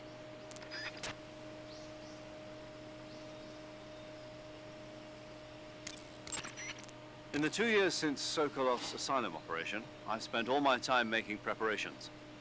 And now is the time to show some results. Fox is a next-generation espionage organization designed to update us for 21st century operations that I propose to the CIA. Fox sends individuals who excel in espionage and special tactics on solo sneaking missions like this one. A next-generation unit that combines the skills of Special Forces units like the SAS and Green Berets with the know-how of an infiltration and espionage unit. Military politics never was my strong suit. What I'm trying to say is stealth. This is a stealth mission, crucial to the coming Cold War. The CIA director has always frowned upon Fox, but if this mission succeeds, Fox will be added to the CIA as an official unit. I intend to make Fox the leader in special operations. And to that end, this mission must succeed. Right. I'm counting on you, Snake. Snake, the Soviet troops are not your only enemies. How do you mean? Nature.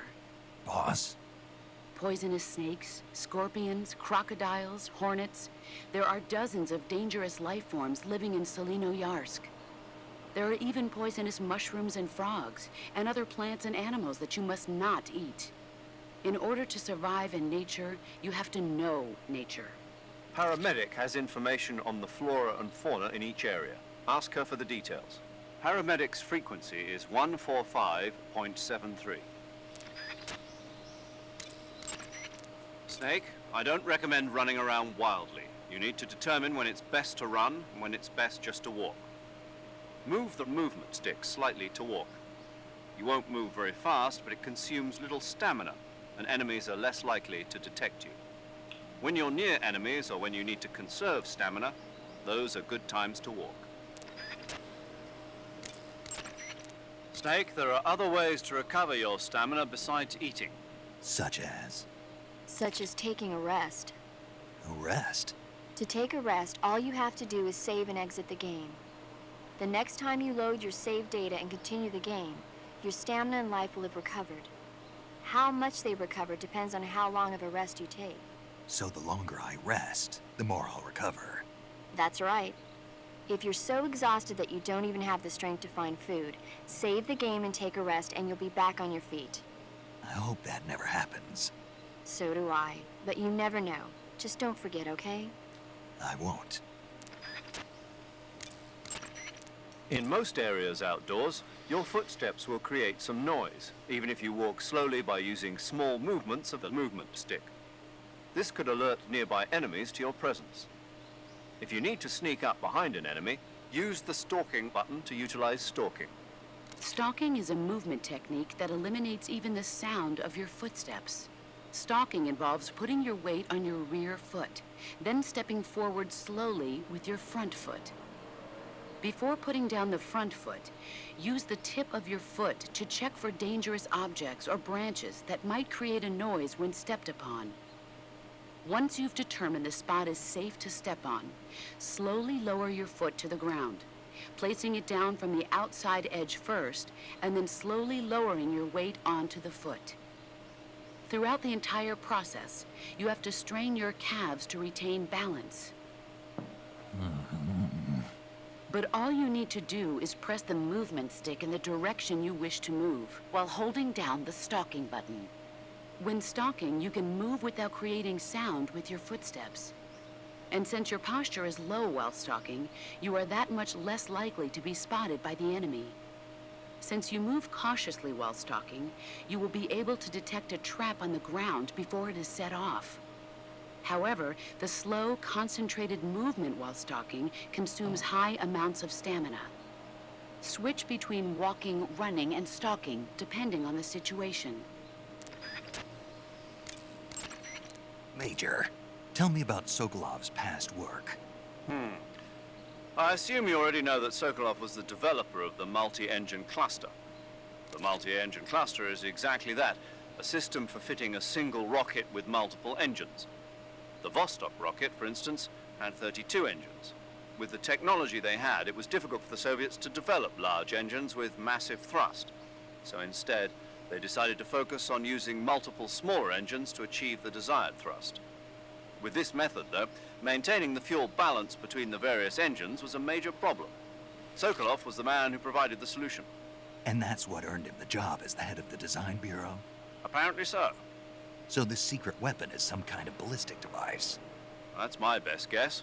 We don't know for sure, but You'll find out soon. As soon as I get Sokolov out of here. I'm counting on you. With an equipped weapon, move the movement stick to lock your line of fire while moving in any given direction. Use this for charges or retreats, or any other time that you want to concentrate fire in one direction while moving. The degree to which you move the movement stick not only changes your walking speed, but changes your speed when crawling and for intrusion movement. With large movements of the movement stick, you can move faster, but you'll make noise and give yourself away to nearby enemies. With slight movements of it, you can move in silence. It sacrifices speed, but it's the best choice for the times when creating noise presents significant risk. Part of your mission is to demonstrate to the brass the core concepts behind Fox. Leave no evidence. That's the essence of Fox. And avoid engagement with the enemy. Understood. Not only that, I mean leave nothing behind, including weapons, equipment, footprints, sweat, even bodily waste. Yeah. When I do my business, I bury it good. What? What's wrong? That's the American way. American way for what? To handle defecation. You're gonna bury it? Yeah. Bring it home with you. What? That's what we did in SAS. The US Army is sloppy. They do things well, but not perfectly. Here in Fox, we're doing things my way. Got it? Yes, sir. Snake, if you step in any water or mud, your feet will get wet. If you walk like that, you'll leave footprints behind and the enemy may follow them straight to you. Try to avoid walking through any water or mud as much as possible.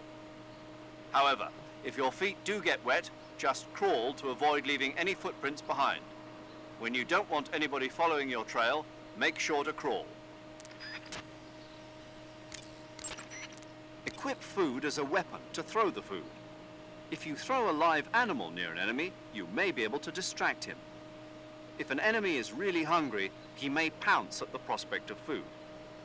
You have minimal gear on this mission, and you have to make the most use out of anything you can procure on the ground. Press down on the camera stick when in standard view to switch the camera left and right. Switching the camera in this way will adjust the balance between left and right in your field of vision. Naturally, the area you are able to see on the screen will instantly change as well. You can use the same controls to switch the camera while moving or aiming a weapon. Use of this technique can be greatly advantageous to your mission. Make sure to get the most out of it. Snake, the Mark 22 is a tranquilizer gun. Use it to put enemies to sleep without harming them. The speed with which the tranquilizer takes effect depends on the point of impact on the enemy. If a target is hit on the arm or leg, the tranquilizer won't take effect immediately, but a target hit on the head will drop like a fly. If you want to take an enemy out in a flash, aim for the head. Major, didn't you say that the boss was in the SAS with you? Yes, we formed the 22nd SAS Regiment together. When the SAS, the British Special Air Service, was first established, they invited the boss on board as a special advisor. In fact, you might say it was the boss who put together Rayforce and L Detachment, which laid the groundwork for today's SAS. You won't find her name in the history books, but her contributions were many and great. Yeah, the real heroes are never made public. Not in our line of work, anyway. The dummy run on Heliopolis and the nighttime raids on German air bases in North Africa were her idea as well. Yes, she was always one step ahead of the rest of us, both in thought and action. It's true what they say. Who dares wins. The motto of the SAS. Precisely. The motto itself is a tribute to her service. Needless to say, the SAS has become a model for special forces units all over the world. In that sense, the boss really is the mother of special forces. Snake, let me explain the enemy's various states of alert. First of all, there's the state in which the enemy in that area doesn't know that you're there. This is called normal phase. In normal phase, the enemy will follow normal procedures for patrols and other activities. They won't present much of a danger to you. But if they spot an intruder, that means you, they'll attack in an attempt to neutralize you. This is called alert phase. Alert phase will last until the enemy loses sight of you. Even after they lose sight of you, the enemy will continue to search the area for a while. This is called evasion phase. Evasion phase will last until the enemy exhausts their search effort. Once evasion phase is over, the enemy should return to base. After the search is aborted, the enemy will enter caution phase. In caution phase, enemy soldiers will be more cautious in their patrols, and they'll likely be more difficult to detect. In addition to the regular patrols, there's also a chance that they'll send out additional search units. Keep on your toes. After you've grabbed an enemy from behind with CQC, you can interrogate him by pressing the interrogate button. This is an opportunity to gain intelligence. Some of your enemies have valuable information, so give the technique a try and see what you can learn.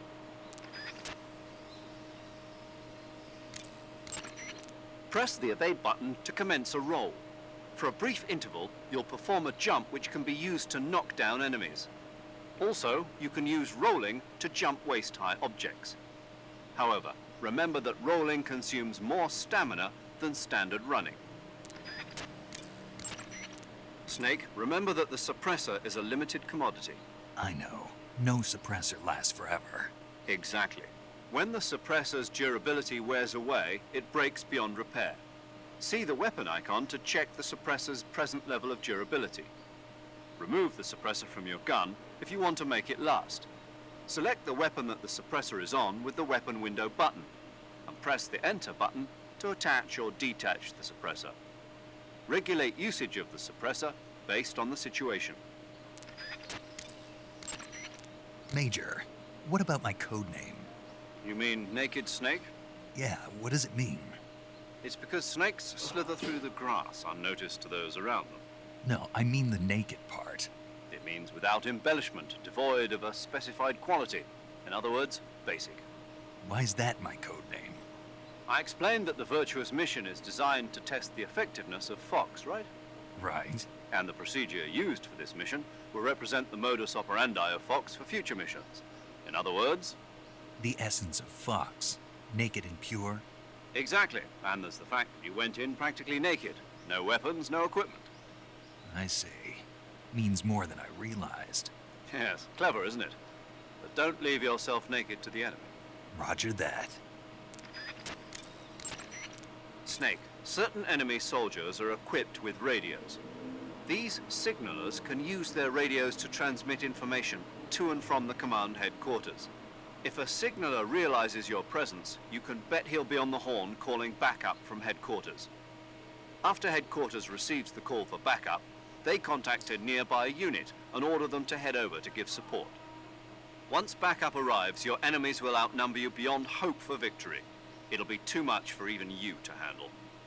If you notice a signaler making a call for backup with his radio, take him out before he has the chance. If the call gets through, retreat before the backup unit arrives. If you hang around too long, you'll find yourself immensely outmatched. Got it? It's possible to destroy the radio that enemy correspondents use. If you must get involved in a fight, destroying the radio first will allow you to concentrate on the battle without worrying about reinforcements. Snake, this operation is a sneaking mission. You'll be doing your job right under the enemy's nose. In the event that you're spotted by an enemy, disable him before he can alert nearby soldiers. If you can take him out before he alerts other enemies of your presence, then the alert phase will quickly be restored to normal phase. But don't forget, even this should only happen in emergencies. Your top priority is to avoid being spotted by the enemy in the first place. Be effective. Snake, I recommend against leaving the bodies of your victims lying around. If the enemy spots a fallen comrade, they'll realize that they've been infiltrated and strengthen their guard.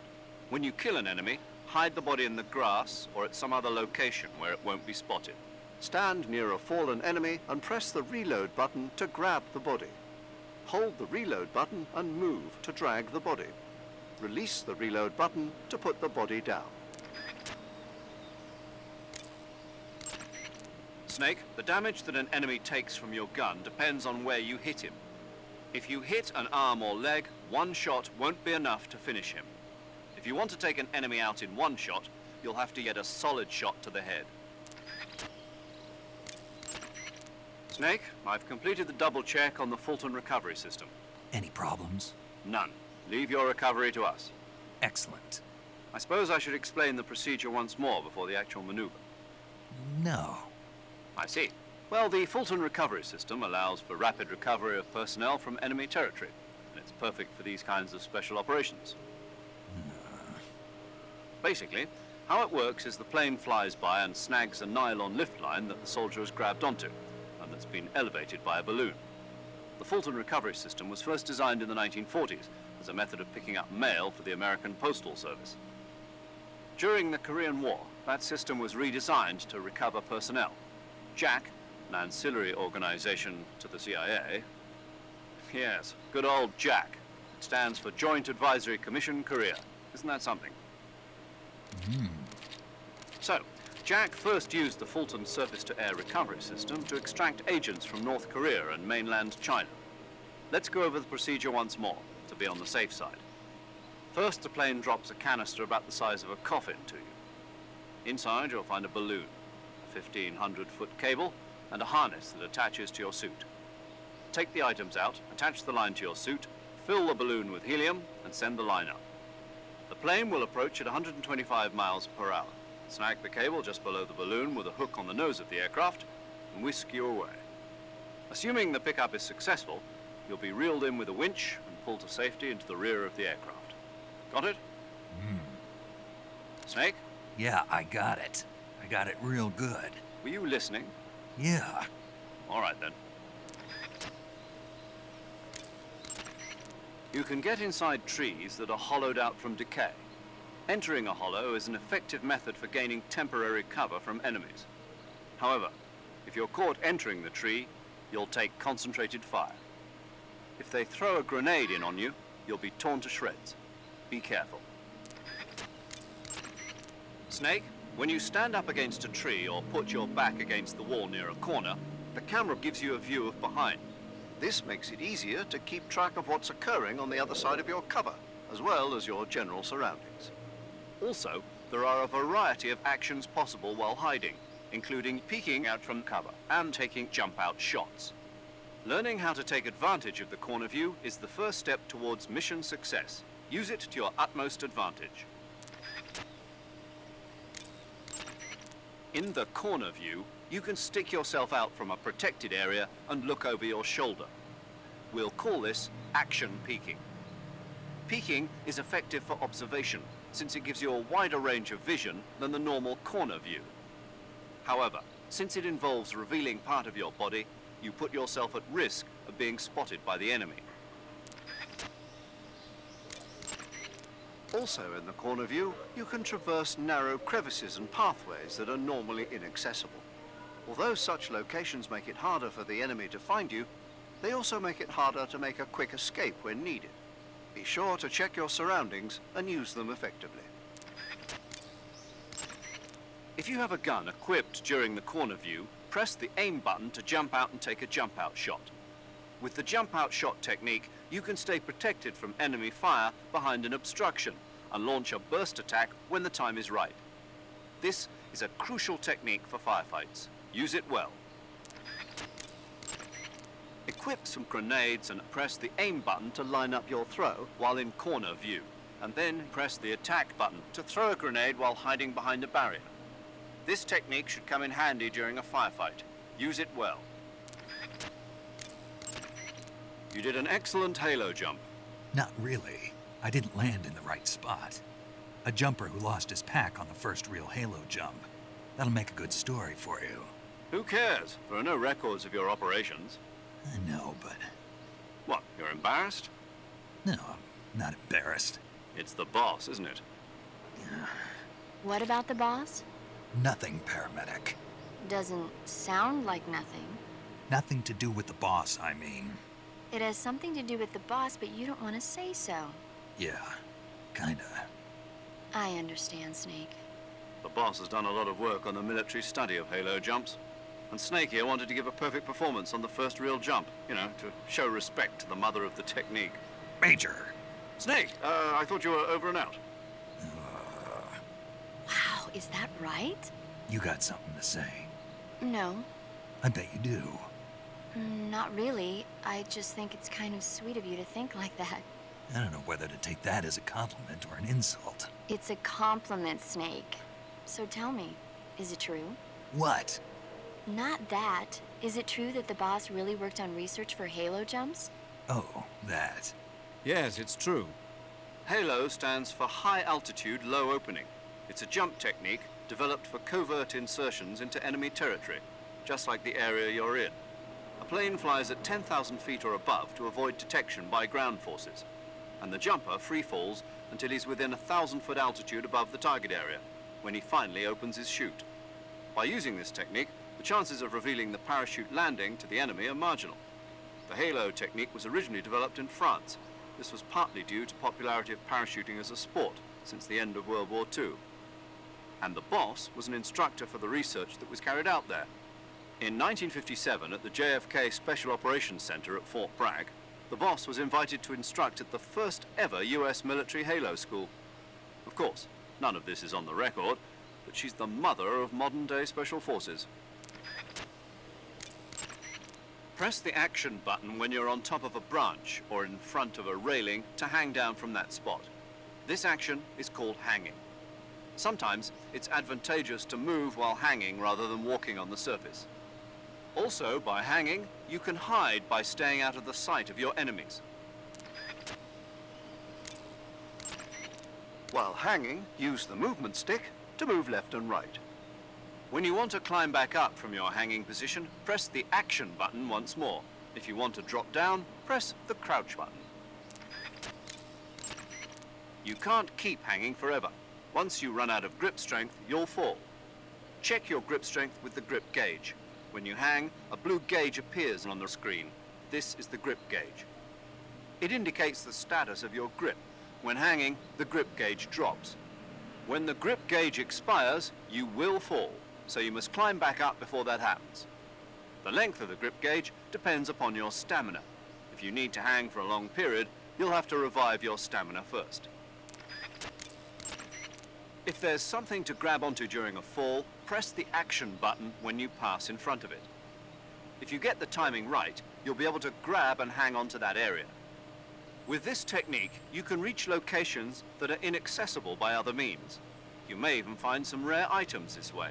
Observe your geographic surroundings and try to find spots that you could grab during a fall. Press the crouch button while hanging to drop straight down. You can knock an enemy instantly unconscious with this technique if you land on top of him. When you're in a tree, try aiming for an enemy passing beneath. Press the action button from on top a branch to hang down from the tree, but you can only remain hanging as long as your grip strength lasts. Keep an eye on your grip gauge when dangling from a tree. Be careful.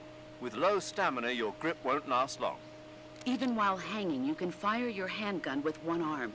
And if you're attacked during a hanging maneuver, don't panic and claim the advantage. If you approach an enemy undetected, you can render him defenseless by jutting a gun into his body from behind. This is called a hold-up. However, even after rendering an enemy defenseless, if he notices you put your weapon away or start to walk away, he will attack. So, be careful. When you hold an enemy up, sometimes he will give you an item.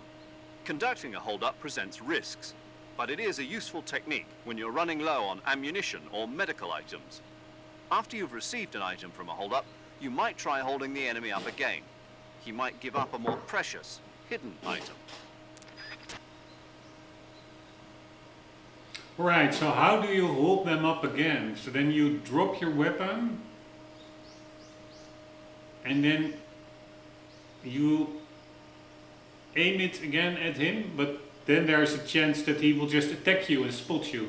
Because actually I also want to, from all these tips, and it really is taking a long time, but I do find it valuable to go through them all.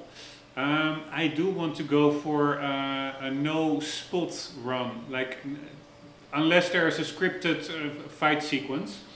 I do want to stay out of sight, like the Fox unit aims to do. Major, tell me a little bit more about the space race. In 1957, the Soviet Union succeeded in launching their first artificial satellite, Sputnik, into orbit.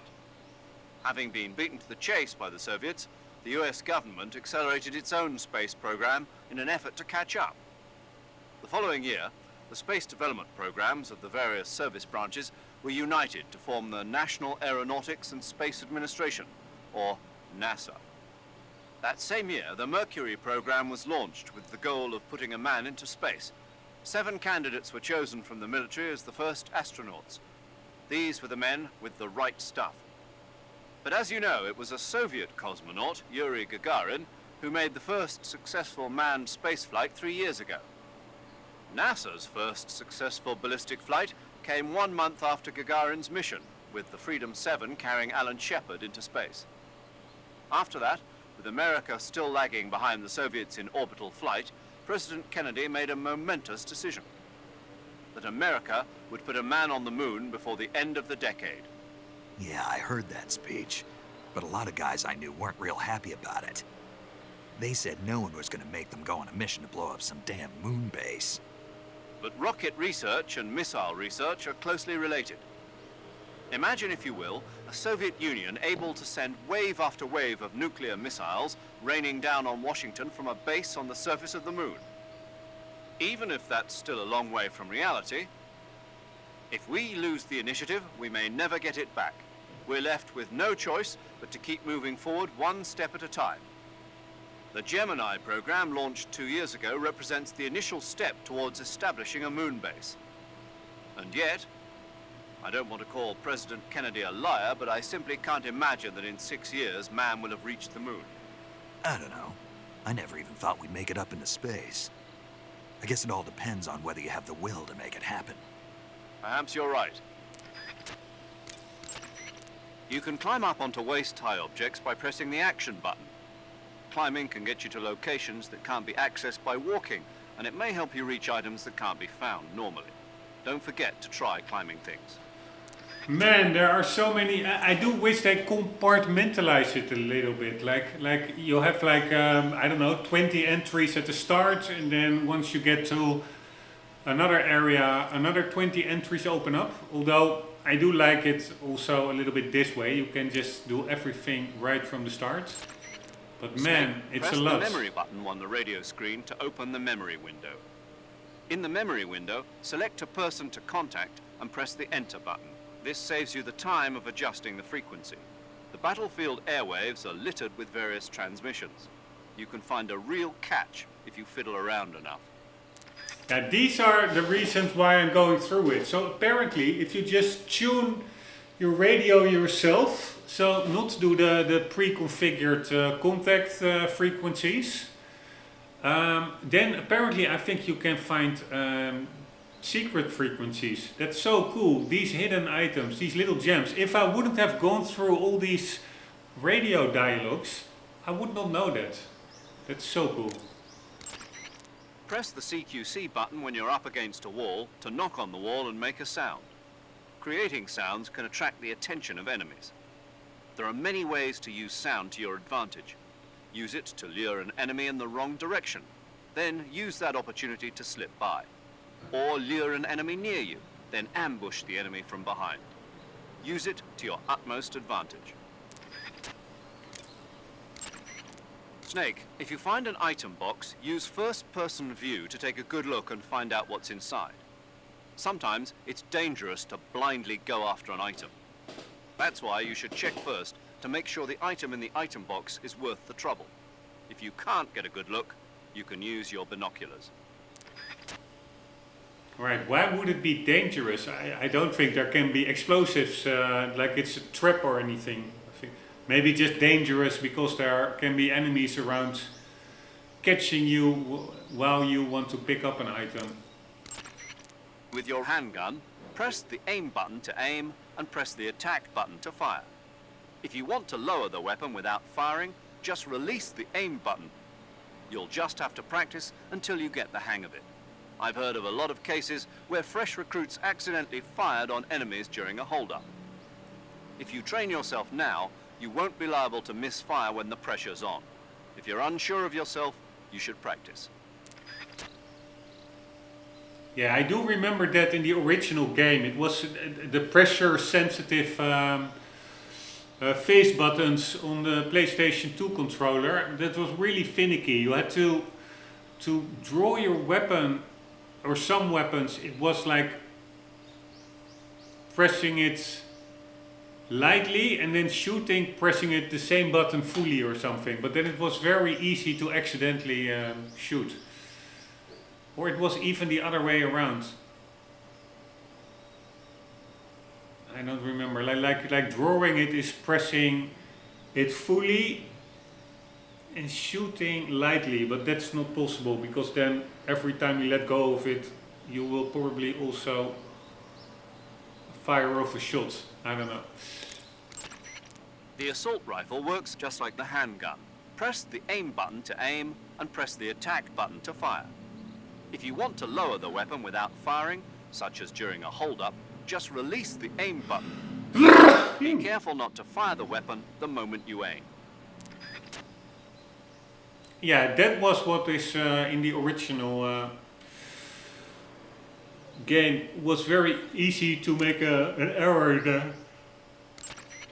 The distance that you throw Accidentally grenades and shoot. other throwable weapons is determined by how long you press the attack button.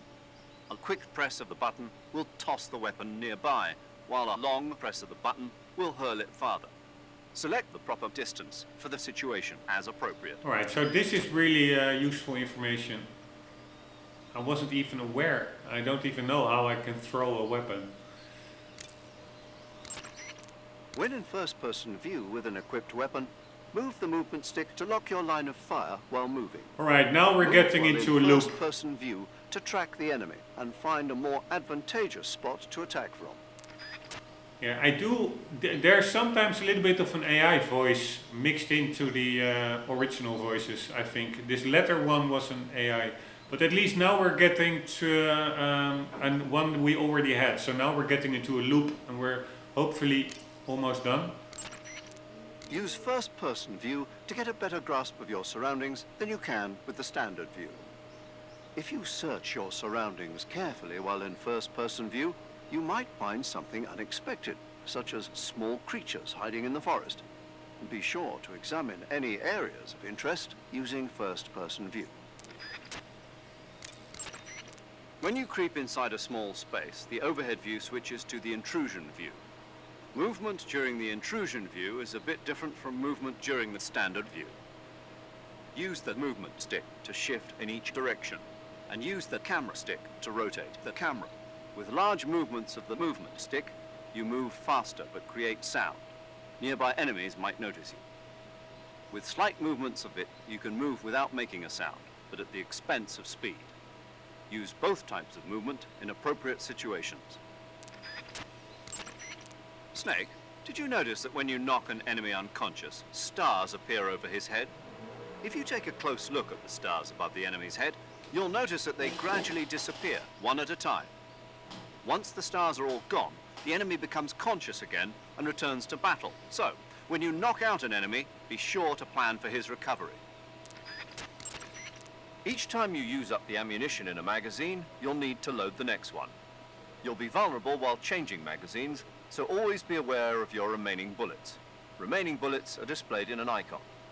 You may want to carry out a tactical reload before the magazine is fully used. A tactical reload is a change of magazines carried out before the bullets in the magazine are completely used up. It keeps you from running out of bullets near your enemies, so that you can keep up your level of firepower, and you will always have a bullet in your chamber. The trick is, don't lower your gun or your line of sight when reloading. Keep your line of sight up and concentrate on your surroundings while changing magazines. And don't forget to retrieve magazines that still have bullets remaining in them. The actual procedure involves simply pressing the reload button. That will load the gun with a new magazine. You can also rapidly press the weapon window button twice to carry out a quick reload. Here, that's again something that you otherwise would never know. So it really pays off to listening to it. Press the action button from on top a branch to hang down from the tree. But you can only remain hanging as long as your grip strength lasts. Keep an eye on your grip gauge when... Press the action button from on top a branch to hang... Press the crouch button while hanging to drop straight down. You can knock an enemy instantly unconscious with this technique if you land on top of him. When you creep inside a small space, the overhead... Yeah, now we're looping. Pretty nice. Snake, if you step in any water or mud, your feet will get wet. If you walk like that, you'll leave footprints behind and the enemy may follow them straight to you. Snake, when you stand up against a tree or put your back against the wall near a corner, the camera gives you a view of behind. This makes it easier to keep track of what's occurring on the other side of your cover, as well as your general surroundings. Also, there are a variety of actions possible while hiding, including peeking out from cover and taking jump-out shots. Learning how to take advantage of the corner view is the first step towards mission success. Use it to your utmost advantage. Snake, I recommend against leaving the bodies of your... You can't keep hanging forever. Once... Snake, I don't recommend running around wildly. You need to determine when it's best to run and when it's best just to walk. Move the movement stick slightly to walk. You won't move very fast, but it consumes little stamina, and enemies are less likely to detect you. When you're near enemies or when you need to conserve stamina, those are good times to walk. Alright, I think we are looping back now indeed. It was really useful and also some very fun entries, I find. Yeah, it's just amazing. It's also why I'm doing this, is this really from maybe a little bit stressed out, fast-paced real life. It really gets you down to the life speed, the speed of the slower, more deliberate speed of the game itself compared to real life. So I'm not formulating it correctly, but it's just for immersion. It really sucks you into the game event, so to say, I find. But anyways, this was only one person. We still have a couple to go. But hopefully Paramedic doesn't have that much, and she will only comment probably on foods that we actually picked up. Once I pick up a food, I will ask Paramedic for advice on it. We already got some CQC entries from the boss during the Tom dialogue, so hopefully those are already covered. And also when saving, there will be a little possible dialogue with Paramedic, but that are like little fun tidbits on movies, etc. It's really fun. This whole radio part of the game, modern games just don't go into these types of depth. Just amazing. We're losing out on so much good writing, fun, humor in it. It is modern games just rarely have this kind of quality anymore, if ever. I see you found some Russian oyster mushrooms. The Russian oyster mushroom is an edible variety that belongs to the Shimeji family. It's known to be particularly rich in vitamin B1 and niacin. Apparently, it's usually found growing on tree stumps and hollow logs, so look there if you want to eat some. I see you found some Siberian inkcap mushrooms. The Siberian inkcap is a mushroom from the inkcap family. Its life cycle is transitory. As soon as the spores mature, the cap starts to turn black, liquefy, and melt away. And that's why they call it an ink cap? That's right. It doesn't really turn to liquid, but you get the idea. In its immature state, before it melts away, it's valued as a source of food. Just be sure not to eat them while you're drinking alcohol. Why's that? Ink caps contain coprin, which inhibits the function of aldehyde dehydrogenase. This prevents the body from breaking down alcohol, causing a buildup of acetaldehyde. Meaning? Meaning it will give you the hangover from hell. Oh, wait a minute. What? You think I'd drink alcohol in the middle of a mission? Wouldn't you? Hell no. Well, I'm knocking a shot back now. What? Just teasing you. Oh, come on. Where's your sense of humor? I need a drink. Check your stamina gauge to see how much stamina you have remaining. It shows, as the name suggests, your remaining stamina. As you consume stamina, your natural life regeneration is slowed and your hands shake more. Your O2 gauge and grip gauge, excessively low stamina can make sure you replenish stamina before. We already had that one. That area is home to the reticulated python. The reticulated python is said to be the longest snake in the world. The biggest ones can grow up to 10 meters in length. Although they're not poisonous, they're still very dangerous, so be careful around them. They have a highly ferocious temperament, and they can swallow whole, even large animals like deer and pigs. Their most distinguishing feature is the mesh pattern of their scales. This pattern acts as a highly effective natural camouflage. If you think there might be a reticulated python about, pay close attention to your surroundings. Otherwise, you could get bitten before you even know it's there. It's a huge snake, but you should be able to capture it alive by using the tranquilizer gun. I'll bet if you capture one and throw it at an enemy, it'll give him a good scare. Right. But how do they taste? Huh?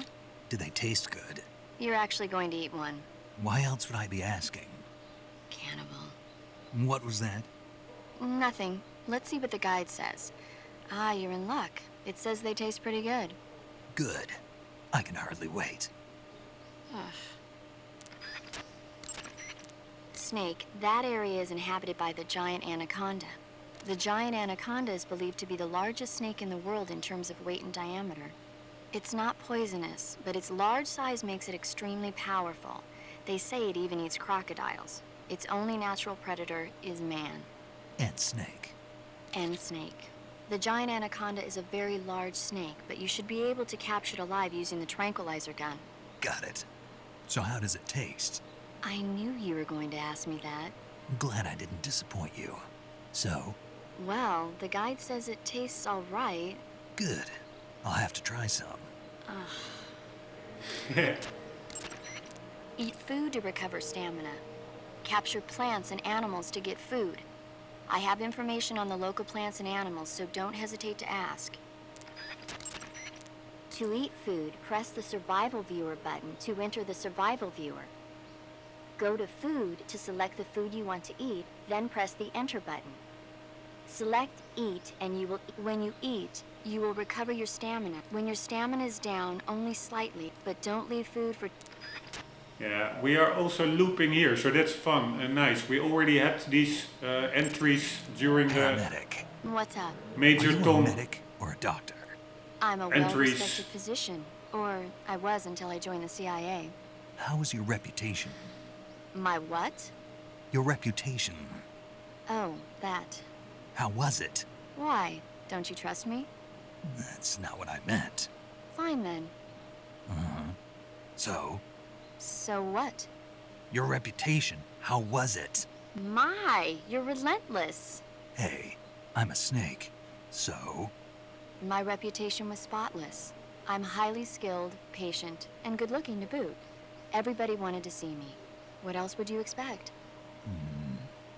No, seriously. Incidentally, her nickname back then was Quack. Major. Is that true? Is what true? About your nickname. No. Well, maybe a few people did call me that. So you were a quack? No. Well, yes and no. I mean, in a sense I was, but then again I wasn't. Snake, her skills as a doctor are beyond reproach. You have my word on that. Yes, that's exactly what I was trying to say, Snake. Then why did they call her Quack? It's because she... Never mind that. It doesn't matter. We've got a job to do and we have to stay focused. Besides, my past doesn't have anything to do with the mission and... Because she never shuts up. Yes, that's it. No, that's not it. Snake, tell him that's not true. Say something. I'd better get back to the mission. Yes, you do that. Just a minute. Snake, don't you hang up on me. If you have any questions about stamina or healing, just ask me.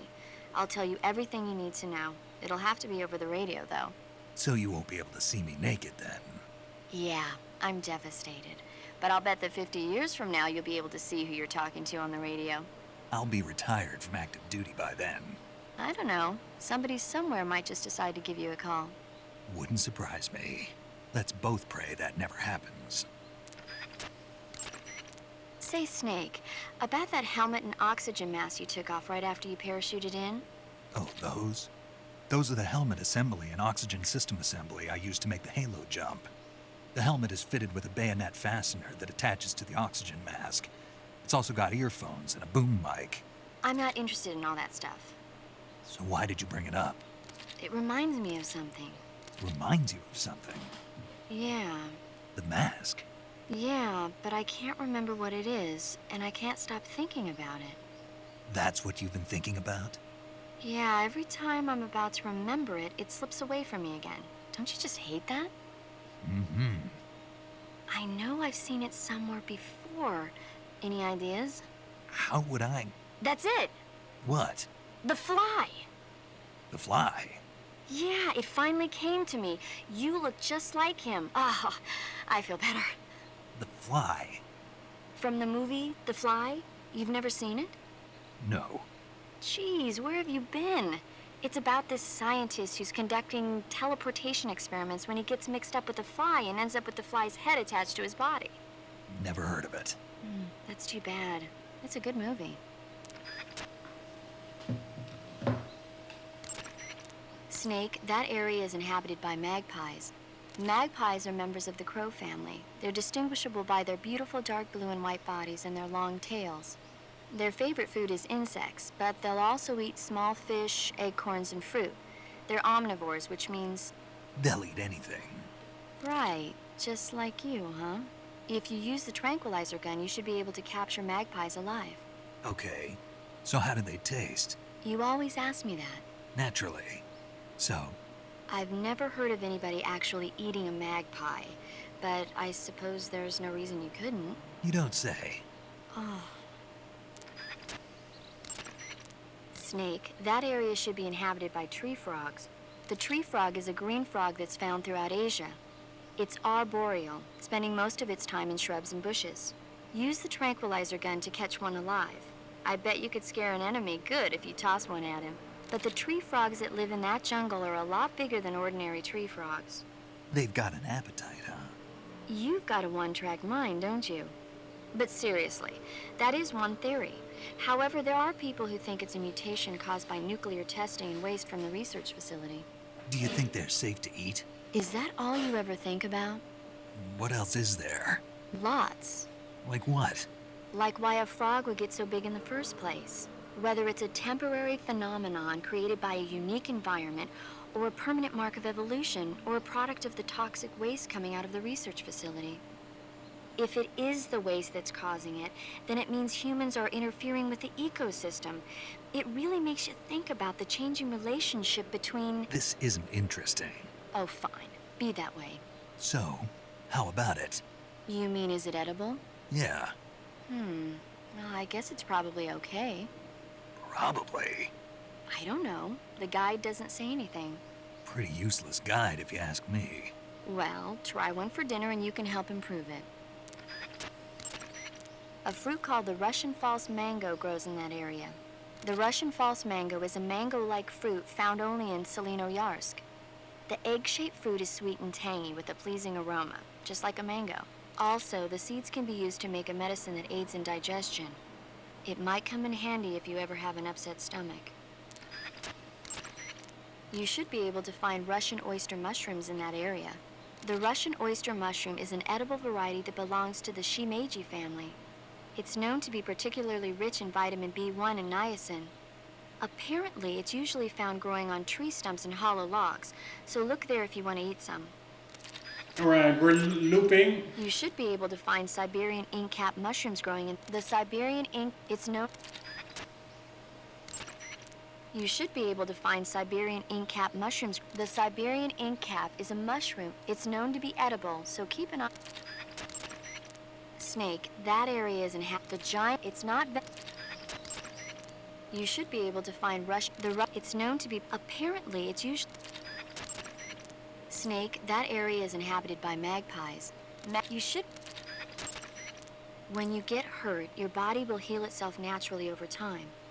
However, the speed at which your life recovers depends on how much, the more stamina. So if you want your wounds to heal quickly, you should eat some... That area is home to the reticulated python is said to be the longest snake in the world. When you get hurt, your body... However, the more... So if... You can capture animals alive by using the tranquilizer gun or a mouse trap. So we need a mouse trap. When you capture a live animal, you can carry it on you as a weapon by going to backpack in the survival viewer. Once an animal is on your person, equip it, use the aim button to ready it, then press the attack button to throw it. Throwing a venomous animal at an enemy might be enough to knock him out. Even non-venomous animals like frogs can be used to distract the enemy's attention.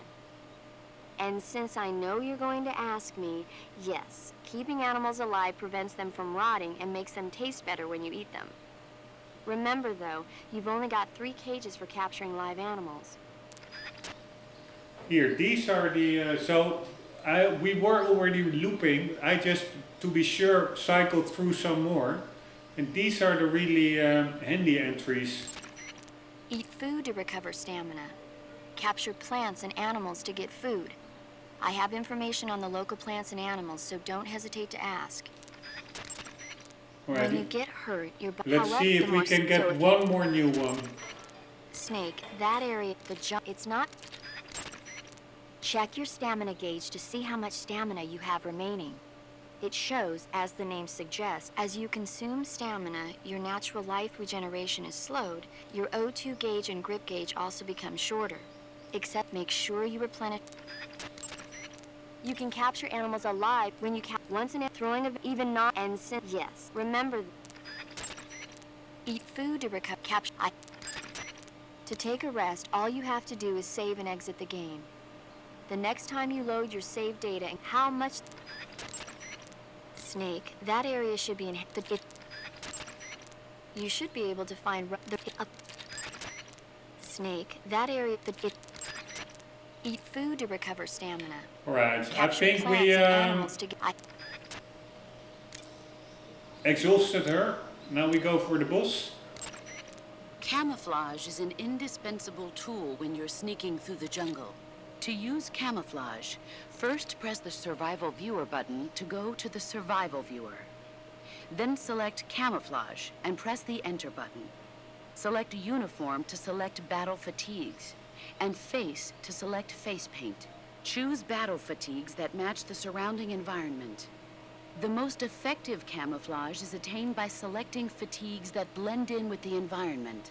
Camouflage patterns that stand out in your surroundings will attract attention. Visibility is poor in the jungle, so you'll be finding yourself in a lot of unexpected encounters. Naturally, this means that close quarters combat will be more important than ever. So I'll have plenty of chances to use CQC then.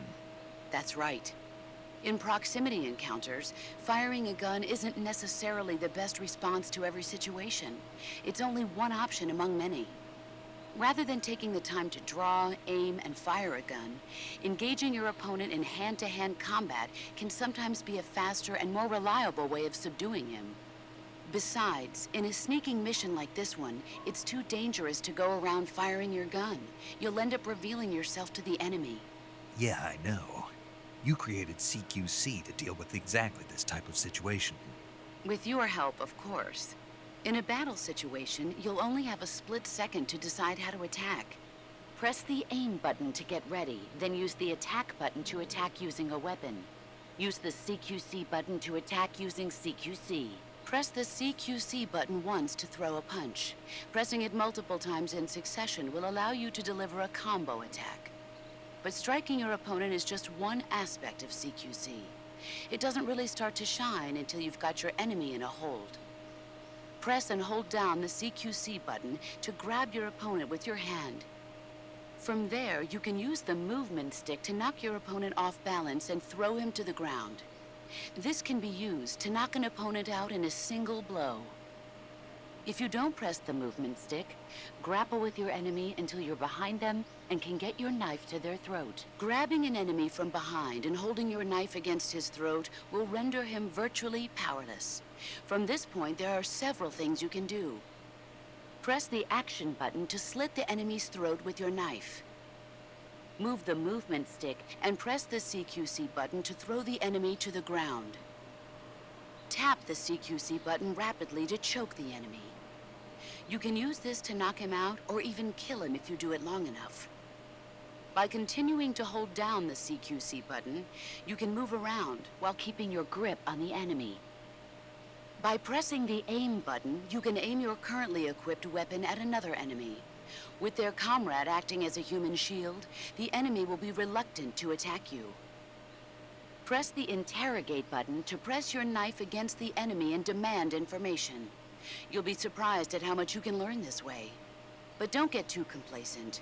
While your enemy may be powerless in your grip, he'll use any opportunity he can to counterattack. Right, that was an important You can only entry. use CQC to grab enemies when your right hand is free to grab and pull them toward you. In other words, when you're barehanded or equipped with a one-handed weapon like a survival knife or a handgun. You won't be able to grab hold of enemies when equipped with two-handed weapons, such as the assault rifle or weapons such as hand grenades that don't leave your right hand free to control the enemy. So in other words, I can't throw enemies with CQC when I'm holding an assault rifle or a hand grenade. Exactly. Don't forget it. I see you're wearing the leaf pattern camouflage.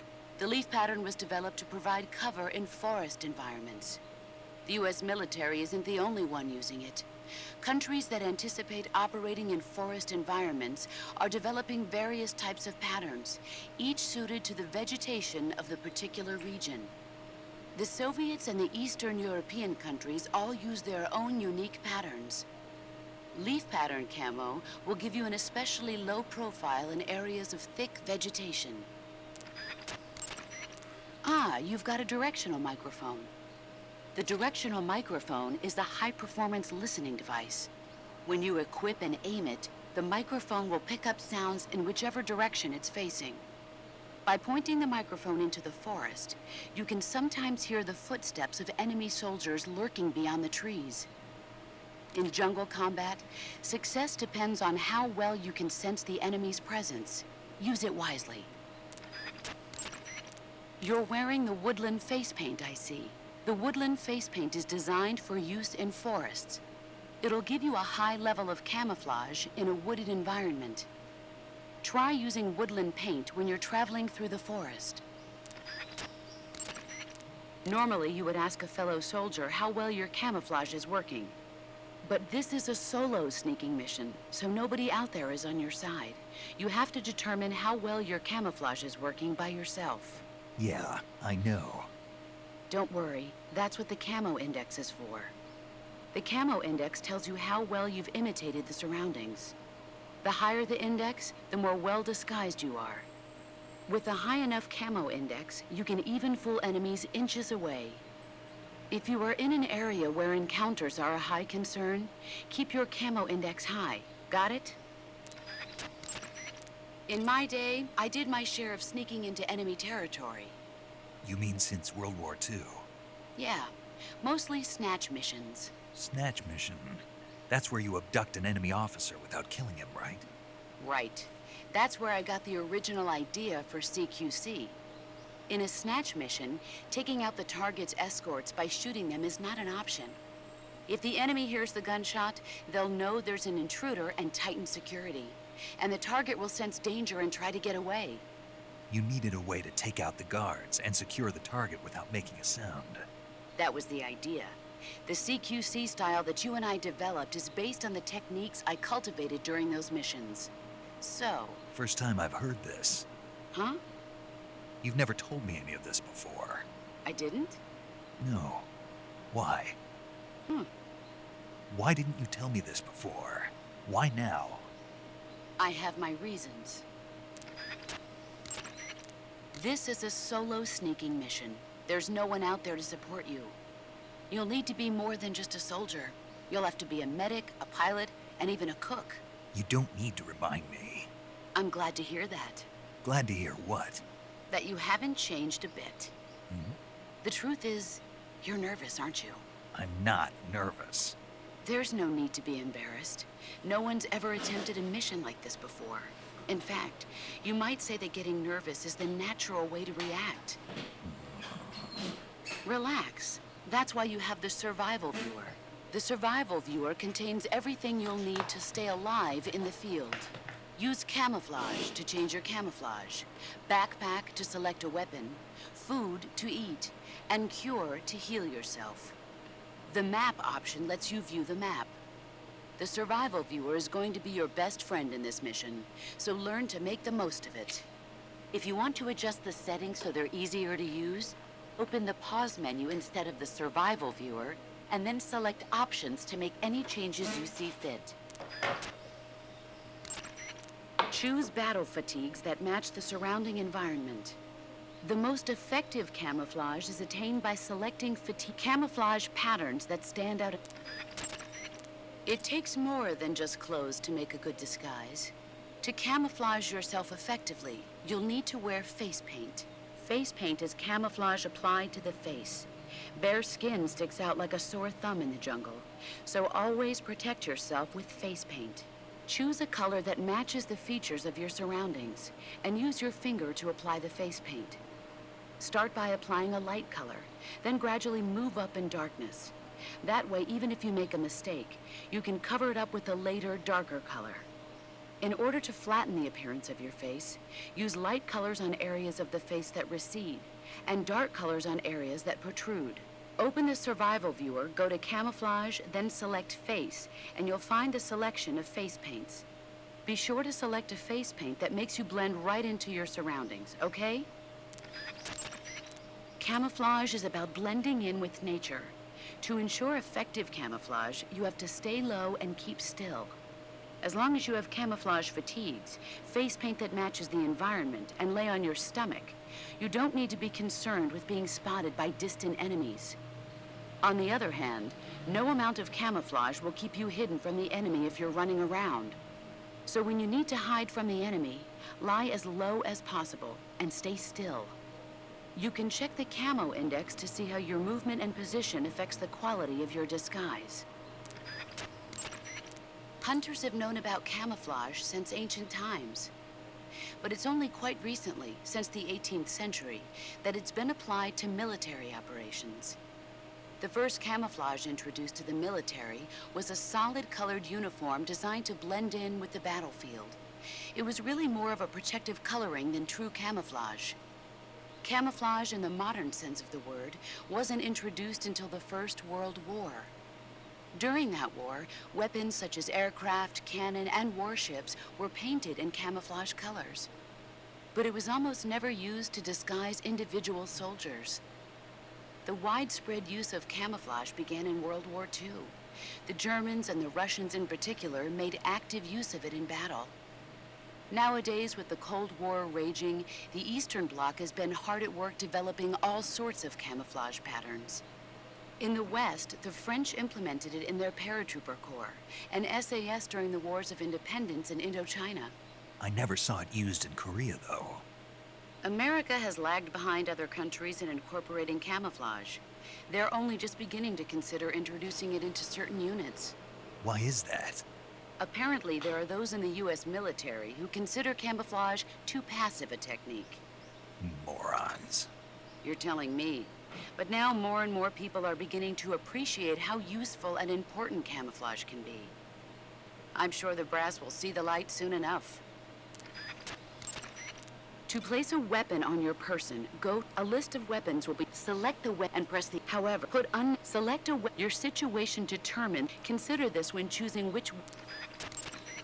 The sooner you find the enemy, the better you'll be able to deal with the situation. So be sure to make use of sensors like the motion detector and active sonar.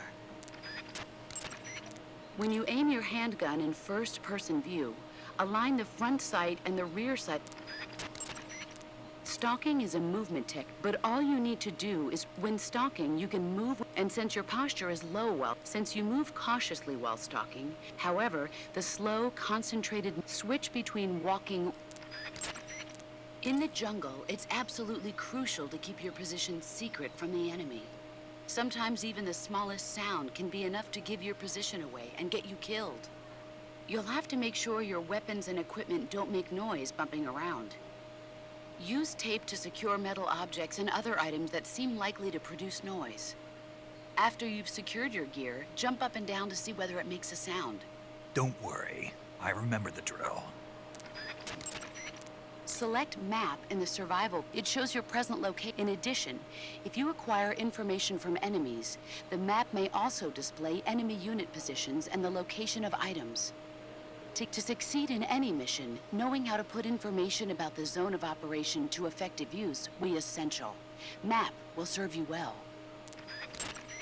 Keep in mind that your weapons and equipment, storing a heavy item on your person will cause. If you're getting tired or want to it's a good idea to put any items you're not going to use back into your. There is one weapon greater than any other in battle. Do you know what that is? Yeah. What?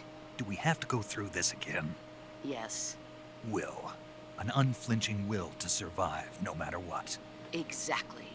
The will to carry out your mission and return home alive will see you through even the most desperate of situations. It's the most potent weapon in your arsenal. Don't forget that, no matter what. Treetops, bushes, hollow logs. There are plenty of places in nature you can use to hide yourself. Search each area carefully. Use nature to its fullest extent. You'll thank me later. If you want to survive in the jungle, you're going to need to hone all of your senses. An unnatural movement in the undergrowth, a tiny shadow peeking out through the trees in the distance. Always keep an eye out for any signs of the enemy's presence. Your sense of hearing is equally important. Visibility is poor in the jungle, so you've got to learn to pick up the enemy's presence from the sounds you hear around you. Always be listening for that one snap of a twig among the chirping of the birds and the babbling of the brooks. Your sense of smell is also important. Body odor, sweat, gunpowder, food. These faint smells wafting in the wind will tell you where the enemy... No. No? I can't smell. You? What now? I can't smell. Not at all. Nope. Not even a little bit. Not a thing. Oh. Well then, you'll just have to trust in your instincts as a gamer. Breaking the fourth wall. The assault rifle, the recoil of the gun will cause your shots to stray from their intended targets. Firing from a crouched position or while lying on your stomach will stabilize the recoil and keep your hits more consistent. Equipment captured in the field often needs to be fixed or have its parts replaced before it can be used. But you won't need to worry about that in this mission. Why's that? Because your adversaries are highly trained professionals. They'll no doubt have made sure their reserve gear is in working condition. So in other words, I can use the stuff I pick up right away? Right. One more thing. When you pick up a new item, don't forget to read its description in the window. When you see an enemy, the first thing to do is conceal yourself and watch what he's doing. If you make any sudden moves, your camo index will decrease, and there's a good chance the enemy will catch sight of you. And don't start to panic just because an enemy is acting like he knows you're there. It doesn't necessarily mean he's figured out exactly where you are. As long as you hide someplace like the bushes and stay perfectly still, you'll usually come out all right. Stay calm, keep a grip on the situation, and use clear judgment. Got it?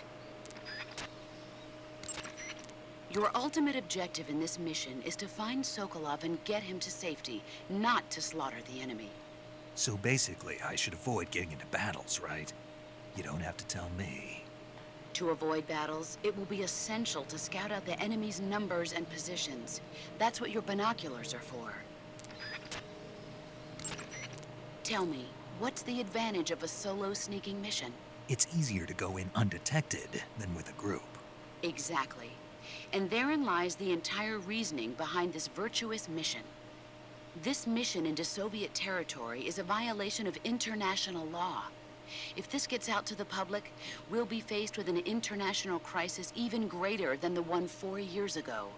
4 years ago, the U-2 crash. Failure is not an option. Not a problem. I'll get Sokolov out without them ever knowing I was here. Your objective in this mission isn't to get into fights.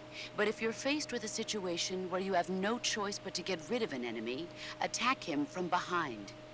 If you use stalking to sneak up behind an enemy and take him out in one strike, the other enemies probably won't even notice. If it doesn't look like you'll be able to sneak up from behind, wait for him to come toward you.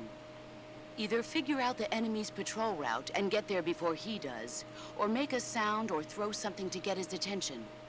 And if he does spot you, don't hesitate. Take him out before he has a chance to alert his comrades to your presence. Got it? Enemies pose a greater threat when they patrol in squads. The members of a squad are constantly watching out for each other, making it difficult to take them out without being noticed. If you absolutely have to attack a squad, use CQC or a gun equipped with a suppressor and start with the last one in line, then work your way up. A tactical reload is a change of magazines carried out before the bullets. The actual procedure involved that will load the gun. You can also Your ultimate objective in this mission is to find Sokolov.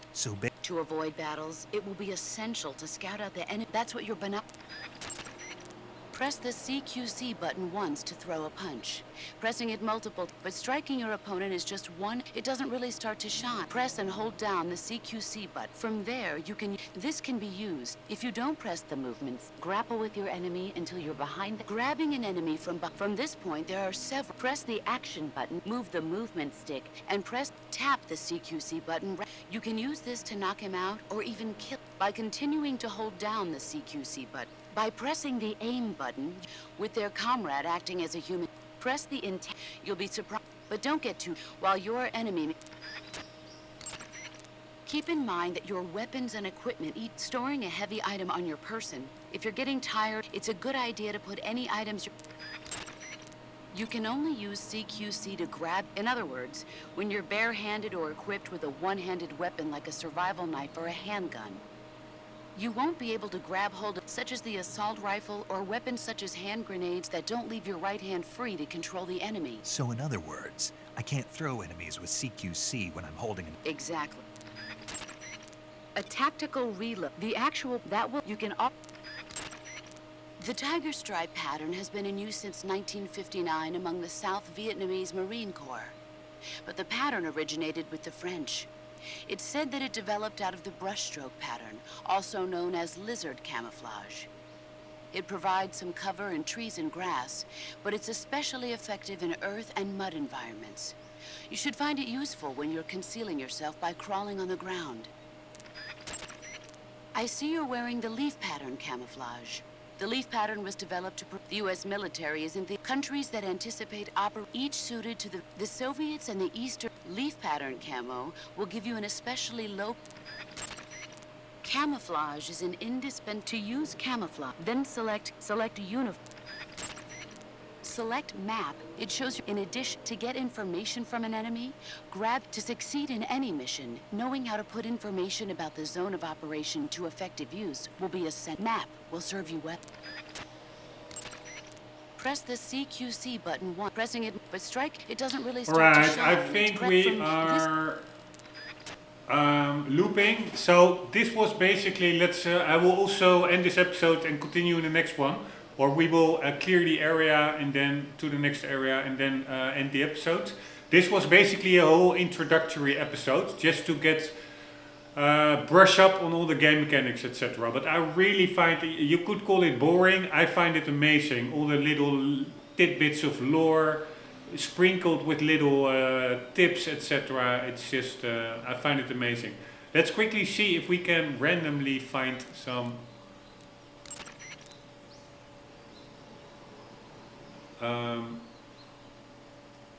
channel.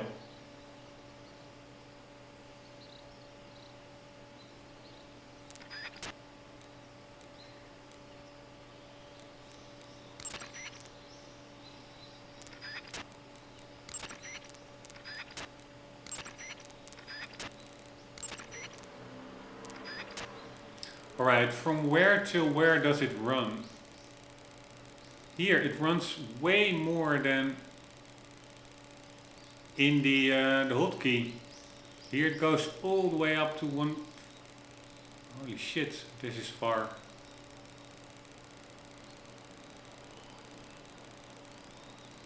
Or are we just, we're just starting anew. So it's 140 to 150.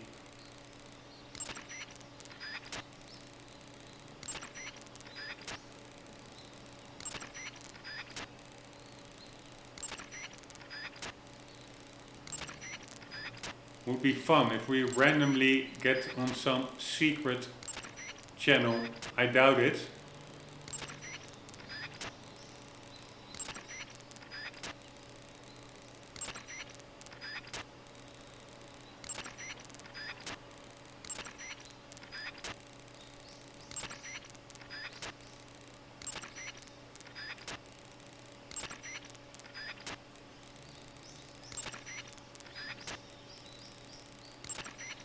Alright, let's go to 145.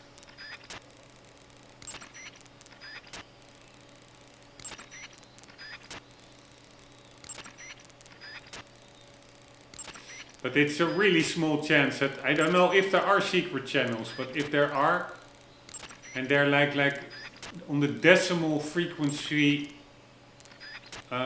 exact, and how big is the chance that I will hit the right frequency? That is super low.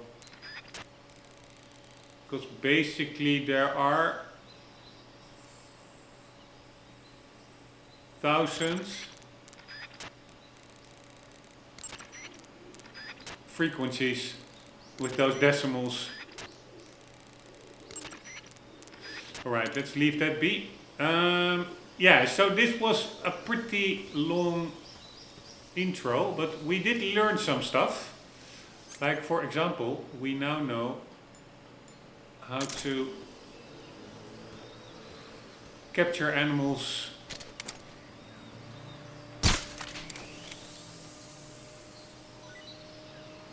alive. Here we go. And we can throw it to other enemies. So maybe let's get some other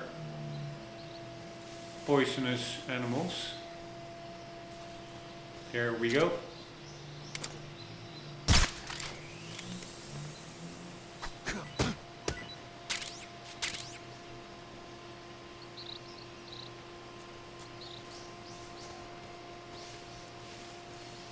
Man, I really find it weird, these blue textures, super annoying. Alright, we are going to get the collectibles in this area.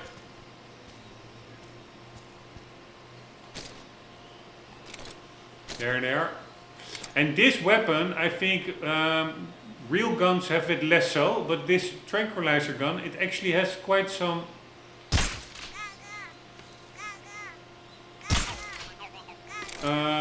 button drop, bullet drop.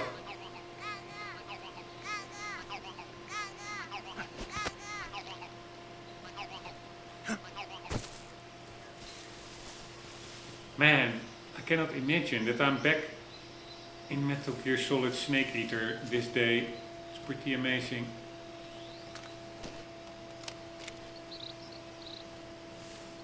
This is really what is my dream from way back. Like this same cool game, but then with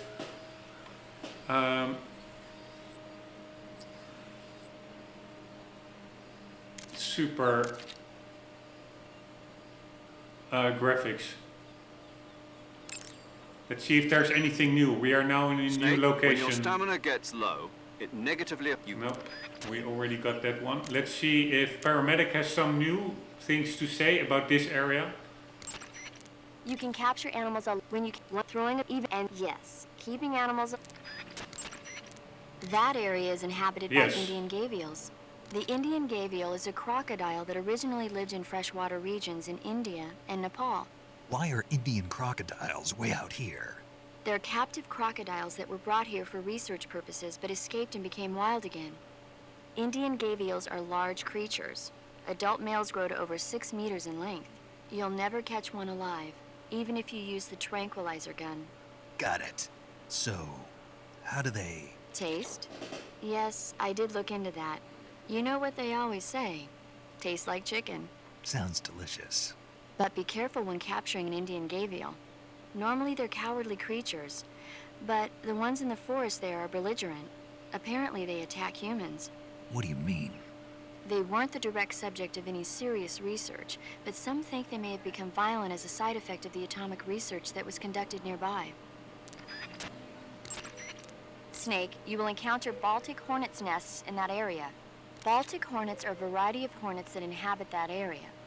The difference between them and other hornets is that they produce honey in their nests. Inside the nests are larvae, pupa, and adults. You can eat them all. In particular, the honey you find inside the nest is delicious and full of nutrients.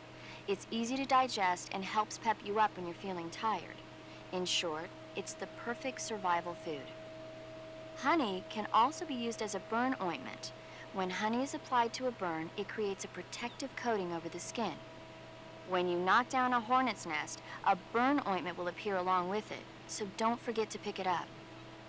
Of course, the hornets aren't going to give up their nest without a fight. If you knock a nest down, a large swarm of hornets will come flying out, so be careful. To eat food, press the when you get hurt, your body will... Snake, there's a fruit called the golova growing in that area. Golova? Yeah, it's a fruit that's found only in that region. It's related to the jackfruit, which is commonly found in Southeast Asia. Jackfruit, huh? Yep, he's a cannibal. Huh? I didn't say anything. No, I'm sure you... I said, I'm sure you'd like it. Oh. Golova means head in Russian. It's probably called that because the fruit grows to about the size of a human head. It's supposedly pretty good to eat with a uniquely sweet flavor.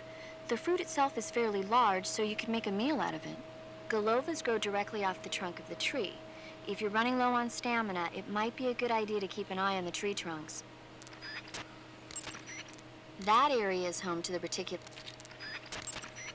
You can capture animals alive. Snake, that area When you get hurt, your body will... Snake, intelligence indicates that that area is outside...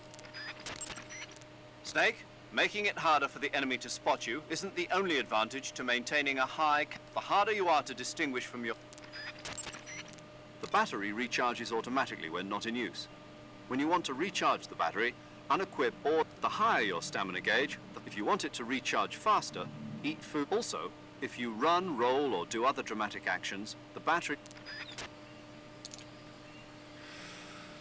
Alright, new area, new collectibles.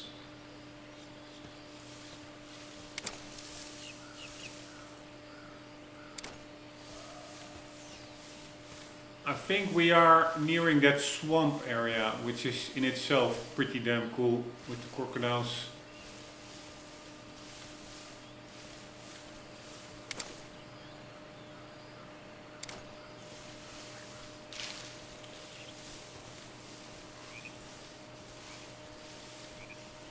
Here, I hear the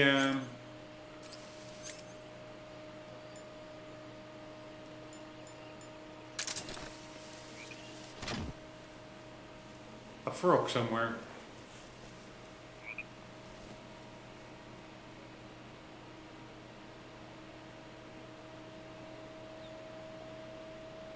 Maybe it's just ambient sounds.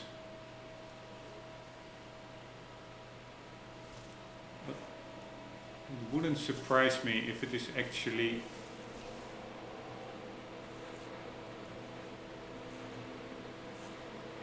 Here, this is so interesting. You also hear the bees. And you actually also hear the collectibles. Wow, that makes it a lot easier to find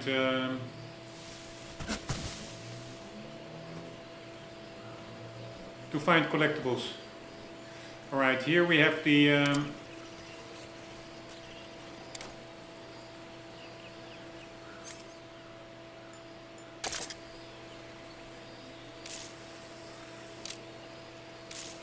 Indian crocodiles.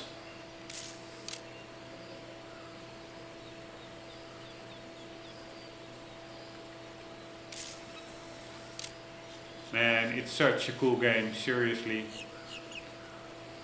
Yes, with these new graphics, I really personally enjoy that a lot. So also it's handy to know you can quickly reload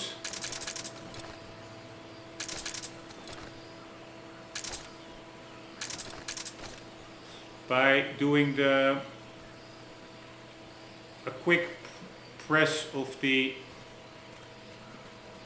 weapon menu. But yeah, so with the new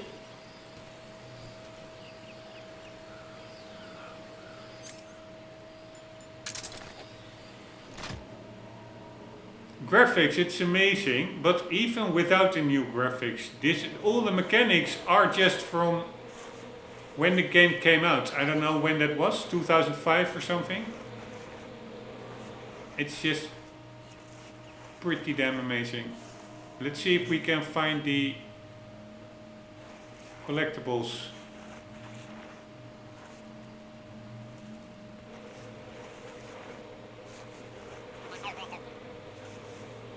Ah yes, there's one over there. In between the trees, there's the yellow duck. But the green frog,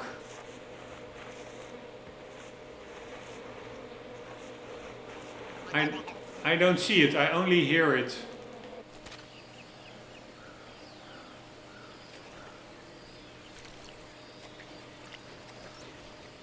Alright, I did some...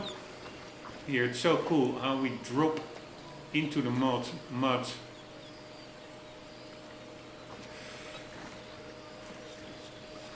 And then your body is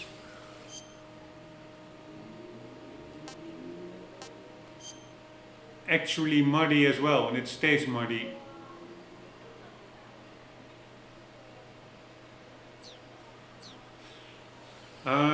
But anyways, I got until here approximately when playtesting.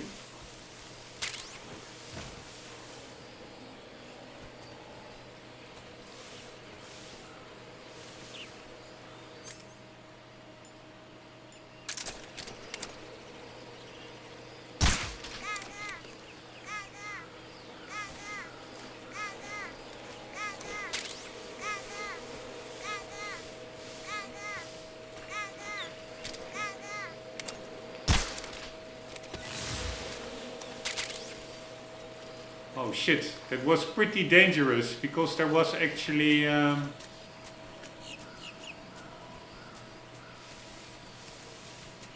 there were bees swarming out.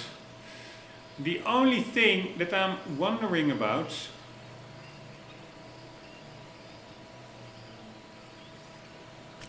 where is the frog collectible?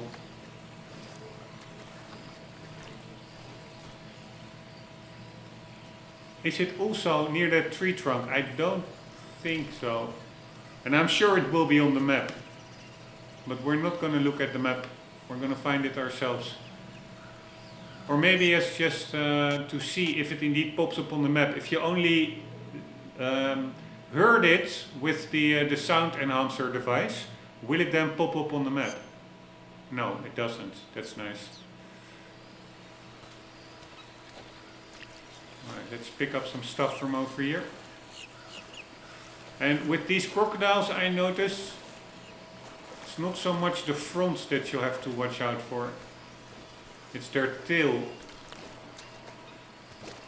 that can smash you to the ground.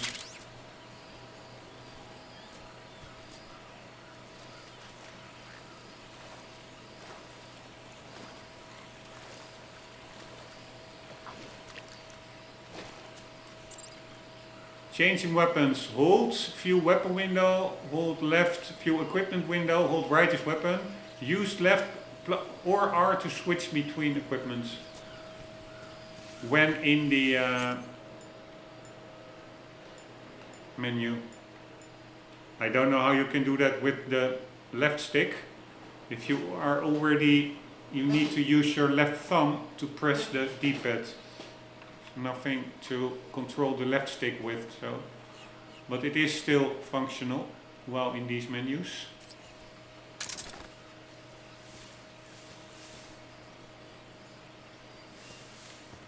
Alright, but we are looking for a... Why does this stay on screen for that long? I find that a little bit annoying from these tips. But yeah, there are only tips at the start of the game, I hope.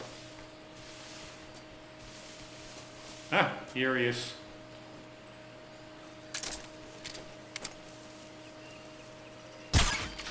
Thank you very much. Holy shit!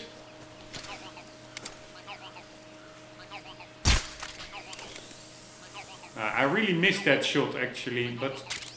And I have aiming assist turned off. Apparently it does help a little bit still, because I should have missed that shot.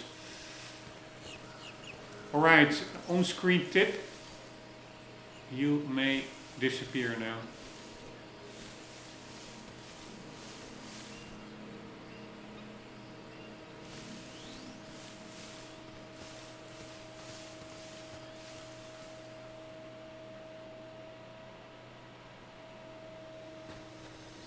Alright, the bridge.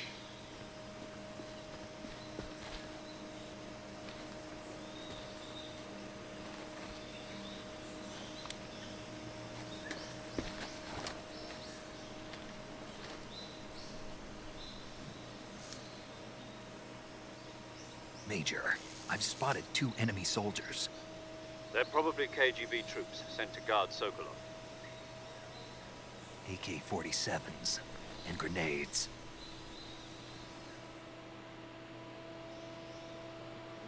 Snake, your presence in Soviet territory is already a violation of international law. You can't let the Kremlin find out that the CIA and the American government are involved. Contact with the enemy is strictly prohibited. Don't engage them in battle either. This is a stealth mission. Got that? The Major is right. The point of this mission is to sneak through the jungle without being seen. The success of the mission depends on how well you use your camouflage. Change your camouflage by selecting camouflage, the uniform option. Choosing Also, don't forget that anything that moves will stand out in the jungle. If you just stand up and run around like an idiot, you're bound to be spotted. But if you crawl instead, you should be able to sneak by without being noticed. You can see how effective your camouflage is by looking at the camo index. The camo index shows how well your current camouflage blends in with the surrounding area. The higher the value, the harder you are to spot, and vice versa. The key is to make yourself one with nature. Keep that in mind as you go along, okay? Okay.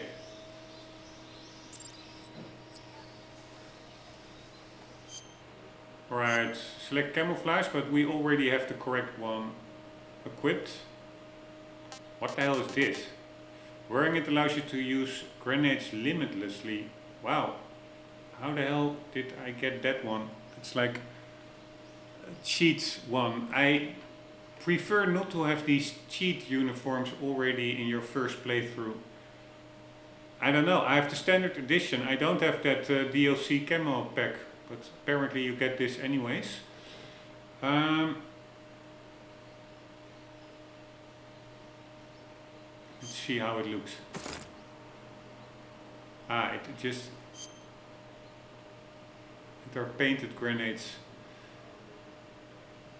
Man, that makes it pretty easy, I would say. You can just blast your way through any encounter.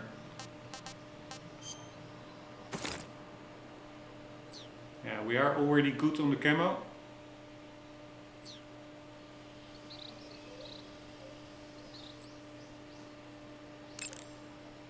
Let's see if there's anything new. Snake, do you see any tufts of grass? Yeah, What kind of grass? just ordinary grass. Nothing special. You should check it anyhow. It's pretty thick grass, about waist high. If you crawl into the grass, you can advance undercover. When you do, the camera automatically switches to intrusion view. If you want to stand up again, press and hold the crouch button once more. If you press the crouch button briefly, you'll crouch in that spot. This allows you to observe things without blowing your cover. Got it? Yeah, but But what? was that the only reason? What do you mean? You had me check it just so you could tell me that? That's right. Pretty useful, huh? Right. Shall we carry on? By all means. Even when hidden in grass, if you make a noise, your enemies will locate you. When enemies are nearby, move with slight movements of the movement stick. That way you can proceed with minimal disturbance. Sokolov should be at the abandoned factory to the north, so head in that direction. Snake, that region is inside the enemy's area of control. I know. Time for the real deal. The enemy is running regular patrols. You don't know when or where you might run into them. Use camouflage prudently and proceed with caution. Snake, camouflage uniforms alone are not enough. You'll need to put... Snake, camouflage and face paint alone won't make you blend in completely. In addition to the camouflage itself, your physical position is a crucial dynamic you should keep in mind. Major, you said the enemy was KGB, right? I did. What unit are they from? The 6th Directorate? No, the 9th Directorate. The 9th? Yes, But I thought that was... exactly. It's the unit that protects the Kremlin and provides bodyguards for high-level VIPs. But they're assigned to protect party and government figures. I thought that only meant high-ranking officials and their families. And now they're being sent out to stand watch over a field exercise? That's the idea. What's really going on? I don't know.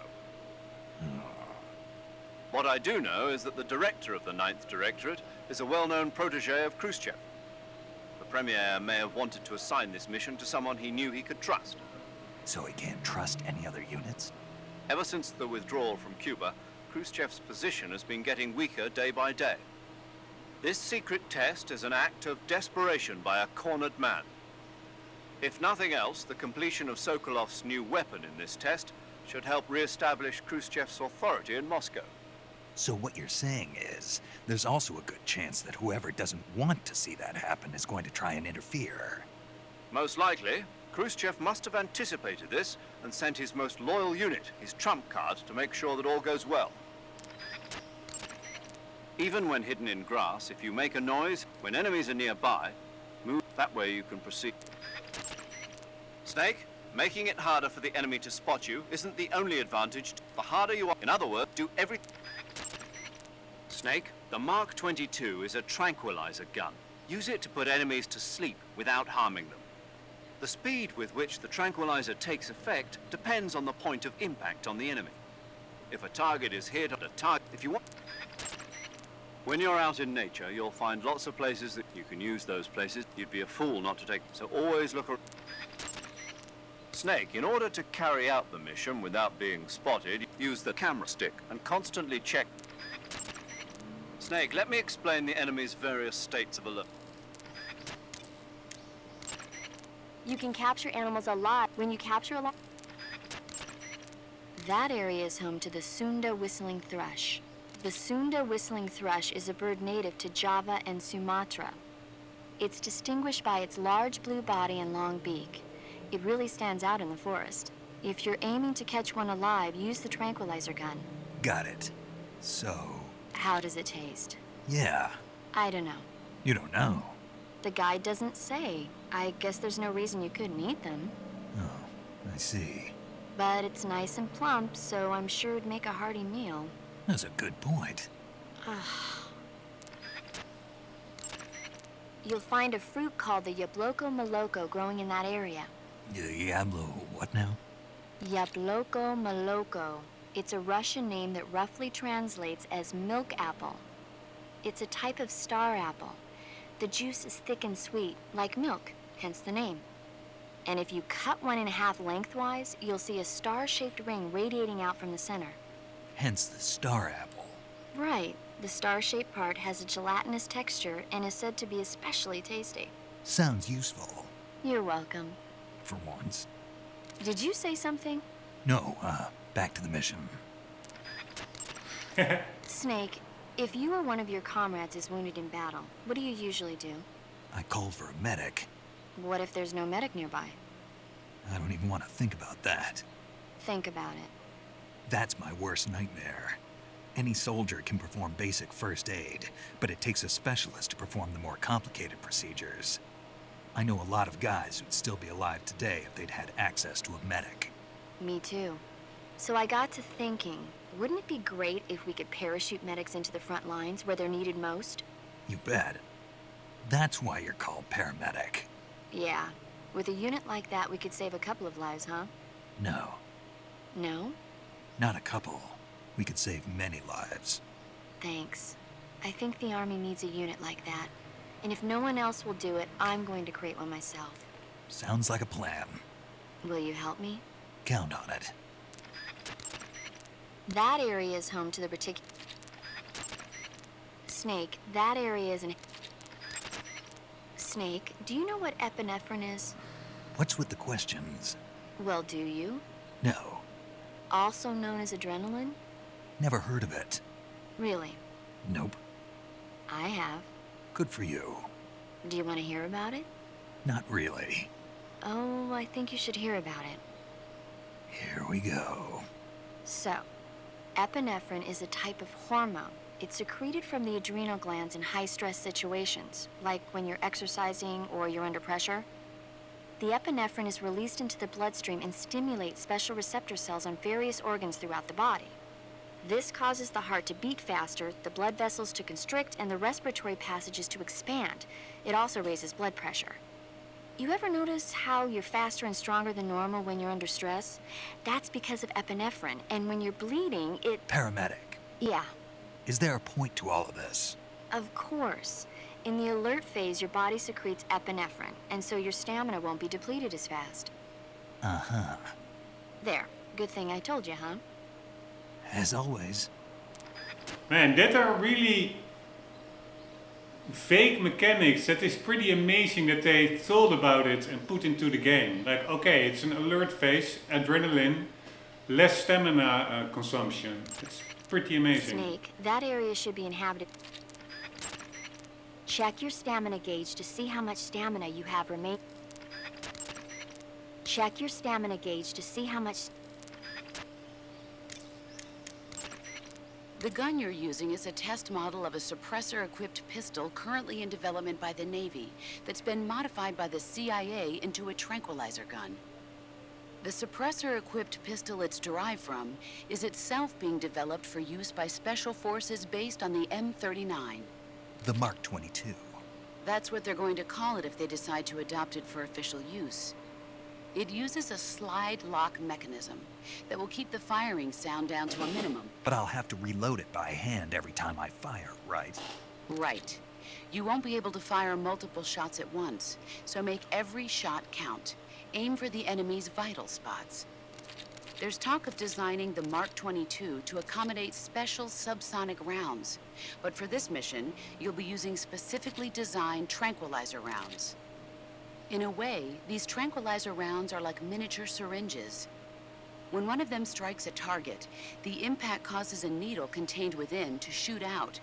At the same time, chemicals inside the round are mixed to create a gas, which pushes the plunger and injects the tranquilizer into the target. You can knock out an enemy immediately by shooting them in the head. But if you shoot them in the arm or leg, the tranquilizing agent will take some time to set in. Aim carefully. You said the enemy is equipped with AK-47s, didn't you? The AK-47 is the official assault rifle of the Soviet Army. It's employed not only by the Soviets, but throughout the entire Eastern Bloc. It uses 7.62 millimeter by 39 ammunitions, with a magazine capacity of 30 rounds. The AK is reliable, precise, powerful, and easy to handle. In short, one of the best assault rifles there is. Don't even think about getting into a one-man firefight against an enemy unit equipped with AKs. Avoid battle as much as possible. Are we clear? You mentioned the enemy was also carrying grenades, correct? Those grenades are RGD-5s, the standard blast fragmentation grenade of the Soviet Army. You can protect yourself from a large part of the blast and shrapnel from a grenade by lying flat on the ground. If someone throws a grenade at you and you sense that you can't get away in time, get into a crawl position. It should reduce the damage to a minimum. Here, interesting Painting your face black tip. will raise your camo index in dark areas. If you find yourself in any dark areas, make sure to use the black face paint. Like with the handgun, you can press the aim button to ready the assault rifle and certain other weapons. Then press the attack button to fire the weapon. If you're in a close quarters fight or other situation that requires immediate action, fire from that position. Observe the reticle and where your shots are hitting, and correct your aim accordingly. I understand, but that doesn't sound too accurate. Of course not. So when you require pinpoint targeting, like when firing from afar or sniping, switch to first-person view attacks. Carefully align your front and rear sights to concentrate fire and gain a sharper view on your target. Treetops, bushes, hollow logs. There are plenty of... Search each area carefully. Use nature to its fullest extent. You'll thank me later. It takes more than just clothes to make a good disguise. To camouflage yourself, face paint is camouflage. Bare skin sticks out. Open it. Be sure to... Press the CQC button once to throw a punch. Alright, yeah, so this was basically one long introductory radio messages episode. I can take out that guy, interrogate him, etc. But let's do that in the next episode. This one is already running for quite long. So we are going to save.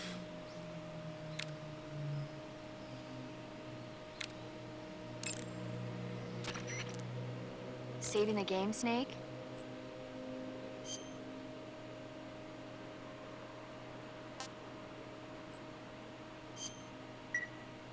Hey, Snake, you ever heard of Godzilla, King of Monsters? No, what is it? It's a movie. You haven't seen it? Nope. It's about this monster called Godzilla, who grows to an enormous size in a nuclear test and goes on a rampage in Tokyo. Nuclear test, huh? Then the Marshall Islands must be crawling with giant monsters right about now. It's just make-believe. Maybe that's why my pants have been so tight lately. Snake, it's a movie, not a report out of Los Alamos. I know. So then what happened? Godzilla is immune to all weapons, and humanity has no way to stop the monster. Dr. Shirazawa develops a new type of weapon, but meanwhile Godzilla is getting closer and closer to Tokyo, obliterating everything in his path. It was originally a Japanese movie, but they made an American version too. I recommend seeing the original Japanese one if you ever get the chance. It's mostly mindless fun, but it's also got a serious anti-nuke message as well. Where can I see the original? You'll just have to go to Japan. Really? That's too bad. If you wait 40 years, you might be able to see it in America too. It might even win awards all across the globe in 60 years. Why's that? 2024 will be Godzilla's 70th birthday. You think they're still going to be making Godzilla movies then? Of course. Everybody loves Godzilla. You sure know a lot about movies. I don't suppose you're the movie-watching type, are you? Not really. Okay, then I'll tell you everything I know. When the going gets tough, movies can save your life. It's always good to be able to look at things from a different perspective when you get in a jam. That's the magic of movies. No kidding. Well, I guess it might at least make a nice distraction. That's the spirit, Snake. Have a little fun.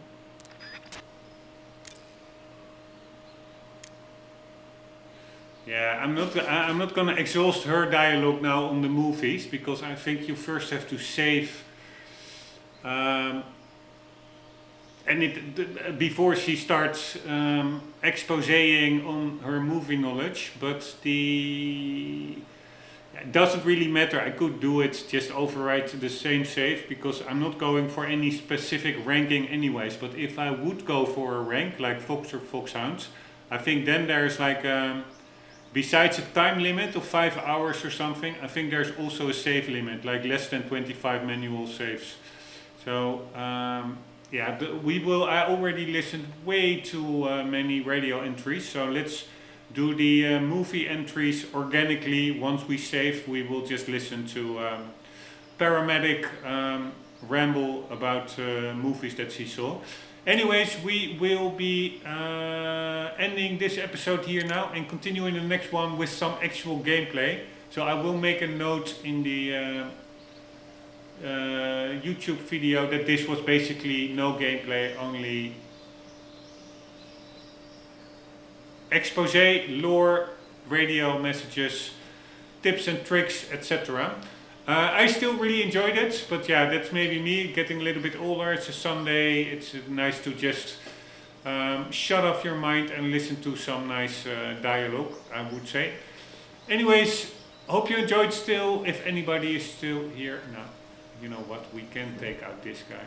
Why not? At least I hope we can. Unless he suddenly... Freeze! There we go. And now we're gonna stand up, drop the weapon.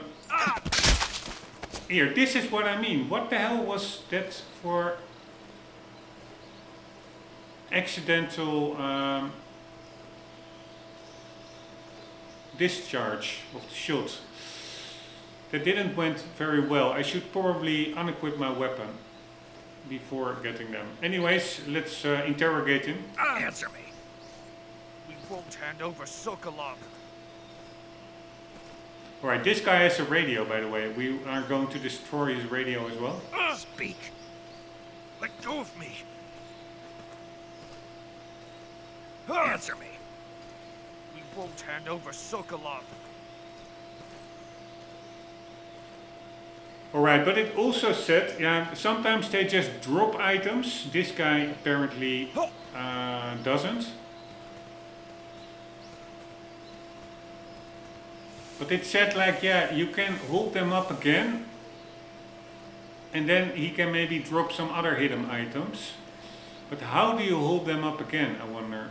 I have no idea. So if I now drop him, and then immediately, yeah, no, then he just, nothing is happening. So we go like so, and then once he stops, he of course doesn't know that I'm not aiming at him anymore.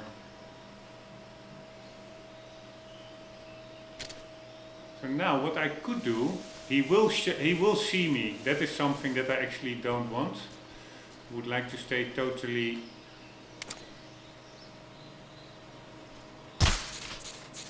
Who's that?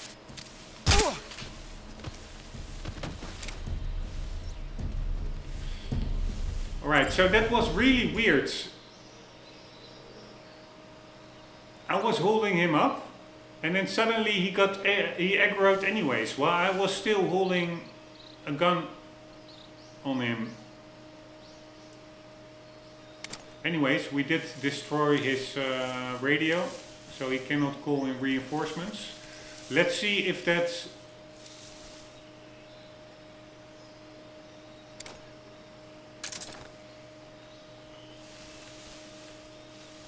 toggle for dragging works. Yeah, I think it does, which is way nicer because now I can drag and move the camera around. Otherwise your right thumb, instead of panning the camera, is used to hold the reload key to drag the body around, but then you have no control over the camera, and now I do because it's a toggle. That's much nicer. Only it is a little bit funky when it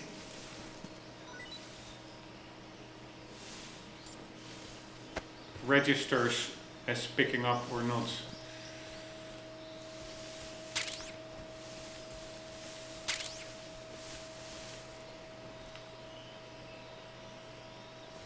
Right, and this guy actually, he only has 1 star now, so he's getting up quite quickly.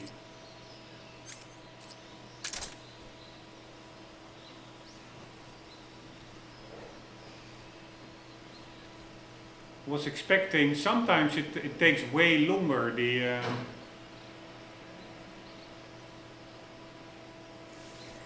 here.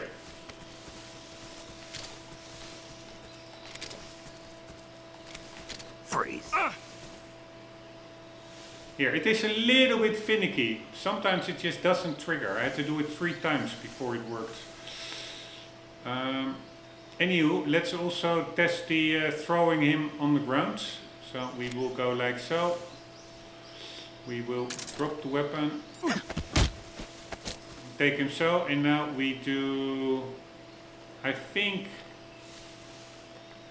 we do one of the directional areas. He actually has his gun out. Why isn't he dropping his gun? But anyways, we are doing a direction and the attack button. So let's go to the right. Like so. Apparently that... Who's that? What the hell? What the hell, dude? HQ respond. This is HQ. Right, shit. Patrol here. Enemy sighted. We're Requesting screwed. backup. We are screwed. Oh, fuck me. This is so annoying. Sometimes it's... Oh shit, they did see me go in here.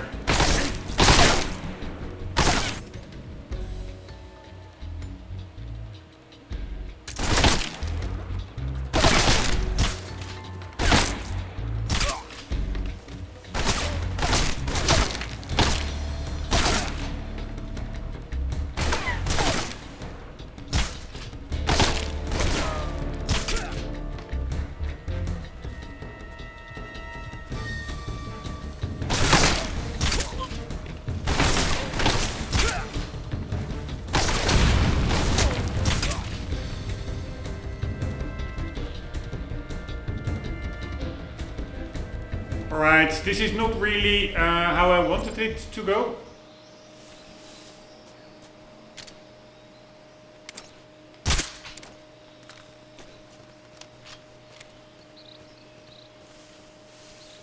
But yeah, we pretty much cleared the whole area. And it's all a little bit training.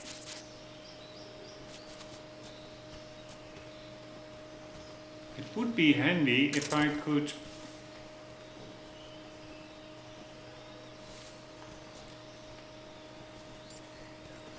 drop them over. I don't think that's possible. Like from their front to the back. From lying on their belly to their back, so that I can shoot their radio.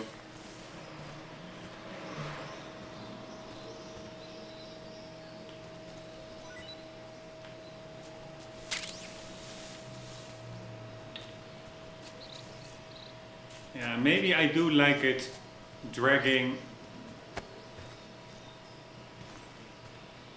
while keeping. No, no. While holding the button instead of toggling it. There's another guy. What's wrong? What's wrong? They're waking up each other. But yeah, no, I do think I somehow for the visceral feeling.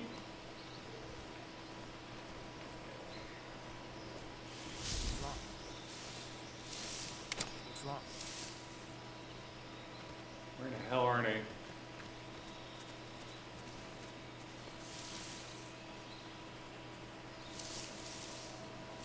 Ah, so they're not even in an alert mode anymore. But for a visceral feeling, I do like it that if you have to drag a body, that you actually have to... I have no idea where they are now. So they could step on me at any moment.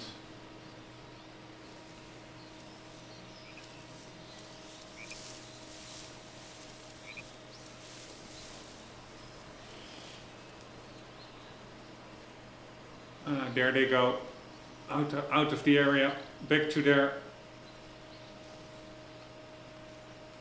Huh? Oh, holy shit.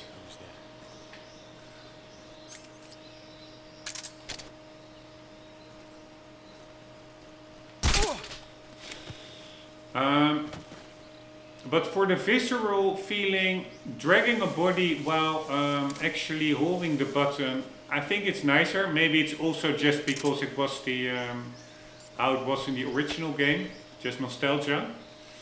But really, being able to move the camera around while dragging really provides a big benefit, I guess. It is just sometimes it's a little bit not responsive. I'm pressing the button again to drop the body and then it just doesn't register. Sometimes you have to press some inputs multiple times. But anywho, yeah, slowly but surely getting back into the game mechanics.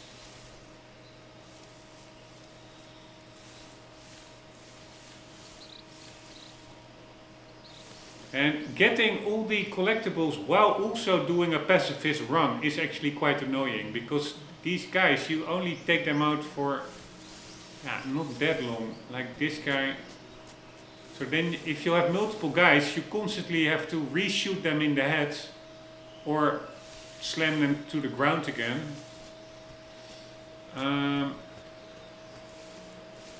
To buy more time to search the collectible. Compared to just doing a lethal run, you can just take them out and you can take all the time you want in an empty area to find the collectible. So, but yeah, that's the extra challenge. That's also what makes it, if it does work, so much nicer, I would say.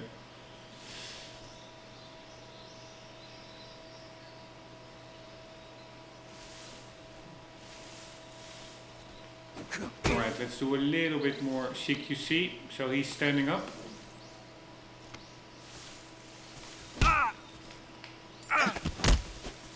We're getting him, and again we are throwing him to the ground.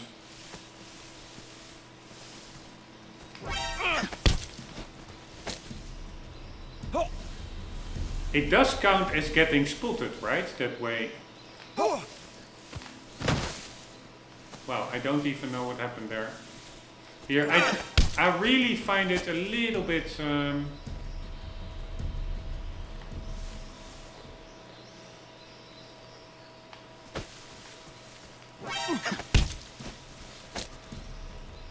it feels a little bit random when it works or not, like a throwing. But I just don't have it fully under my control yet.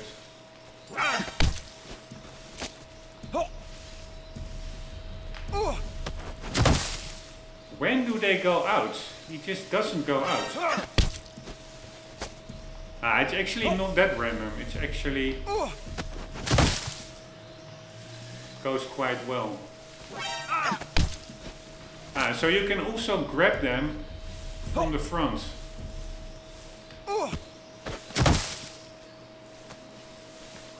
At least, I think so. Yes.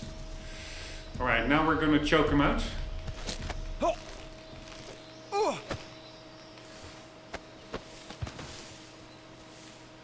But yeah, that's only 2 stars. I don't think that will take a long time for him to wake up. And now let's quickly see. I don't know where you can see it, but records and titles maybe. Saves, continues, alert phase 9. Holy shit, did we have 9 already? That's crazy. Ah, so getting spotted is not so much the problem. That's not counted, so that's good. So you can also take down enemies from the front or hold them up. Get them in a chokehold. That is not really counted. Only once you actually get into an alert phase, it's counted. So that's good to know.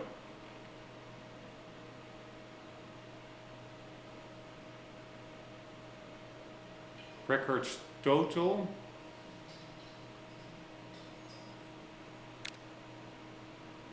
Titles.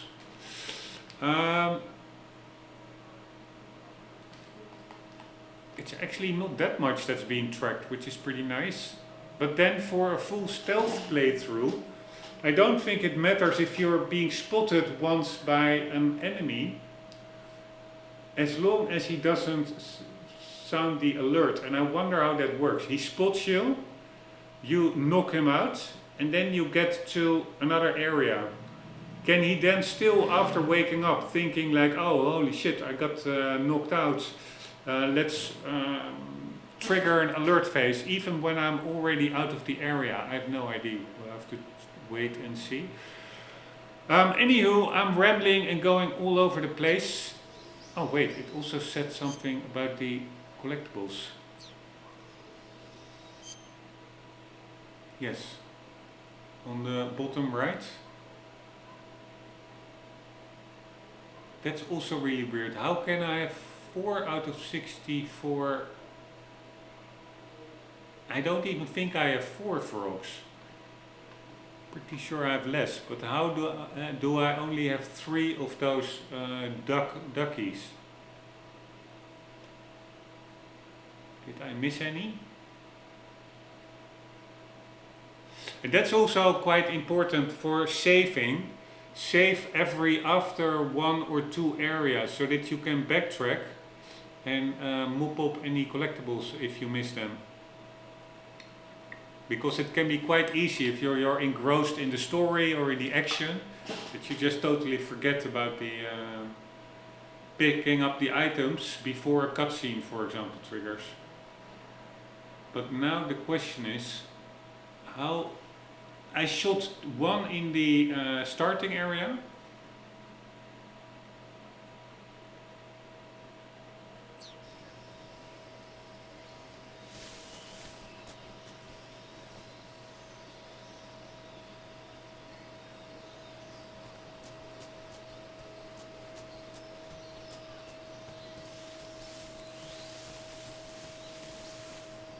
Yeah, and in this area I didn't shoot anything yet, or did I shoot already a frog here?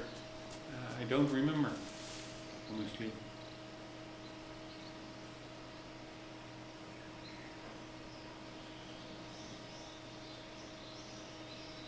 I do think that this area is also quite big. It has that back area over there as well, and I think the frog is in that other area, so no, I don't think I shot anything here yet.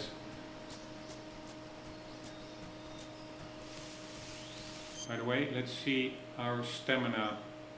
Does that regen by itself or not? I have no idea.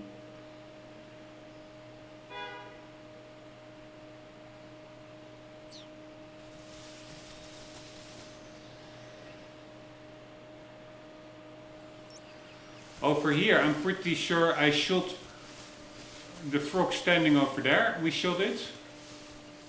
So that's 1. We can, for good measure, shoot it again, just to be sure. Then we shot the...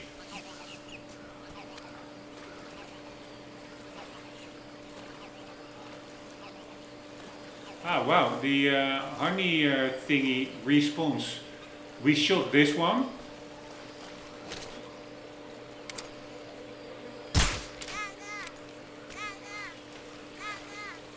Here, and we didn't have that many.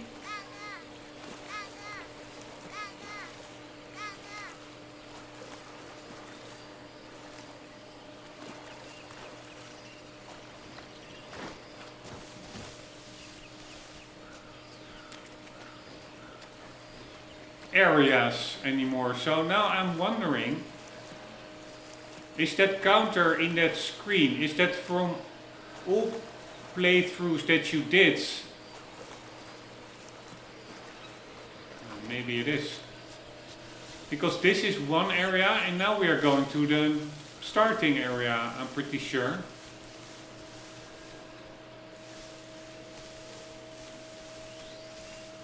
Where we also shot the two up in the tree. And that's about it. Those two over there. We shot. So we can maximum, we shot.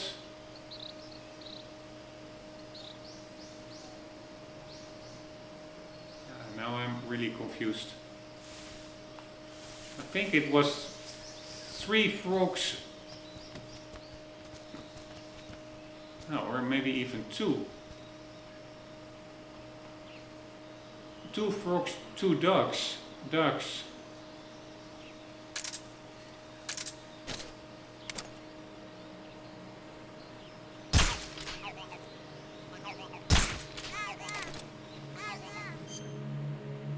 Here, it says 4 frogs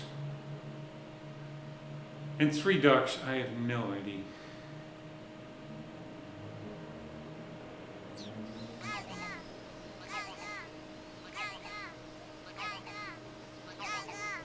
And I assume there is one of each.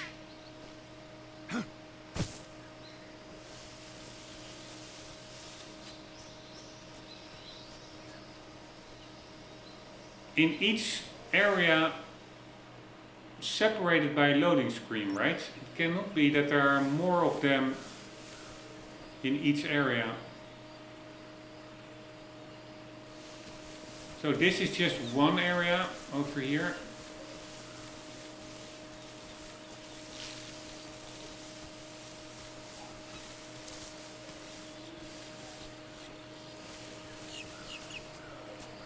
Here, with the one over there and the one...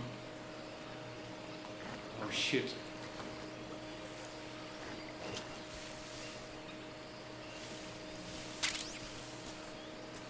Man, it is totally...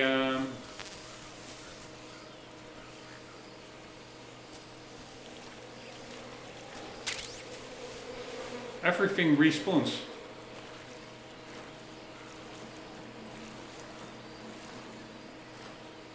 Yeah, so this is 2 for 2. So there was like a duck over there. And then we're going to the third area where we didn't pick up anything yet.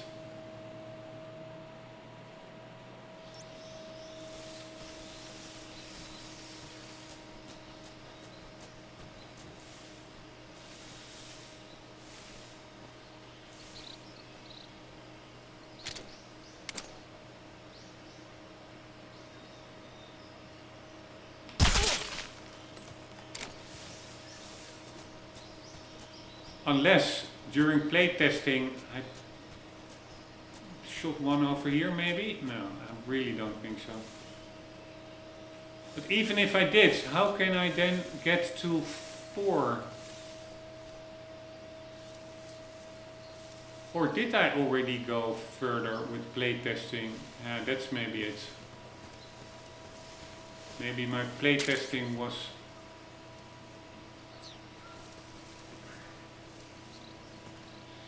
Yeah, I did go until that bridge.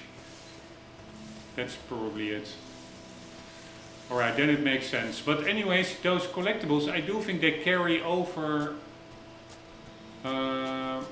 play sessions or games even. If you start a new game, you will keep the collectibles that you already picked up. Anywho, this is really nice. All this amazing texture work.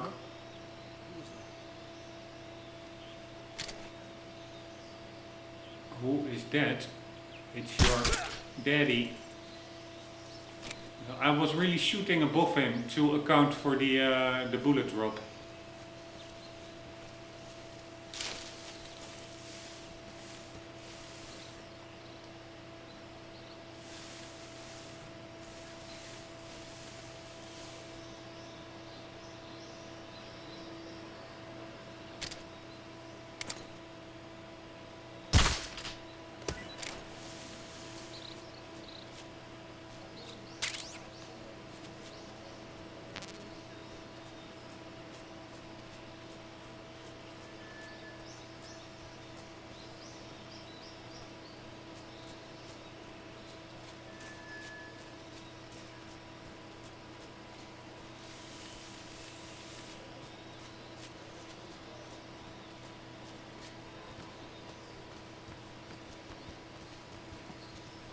Yeah, I think you can maybe only see it actually. Apparently the new ducks, it's not from myself, but I read it somewhere, are harder than the frogs because the ducks can actually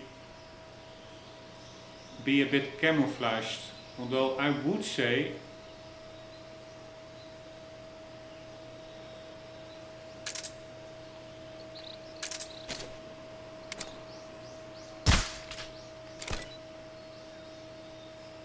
that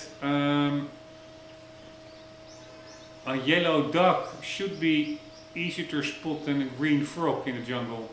Ah, there's the frog over there in the distance. But apparently I read that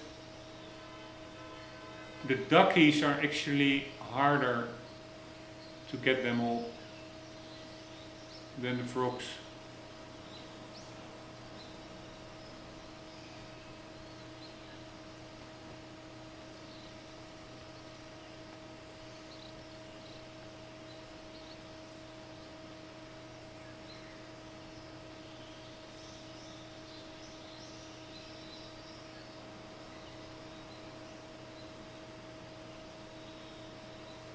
Alright, let's see how long Snake can hold his grip.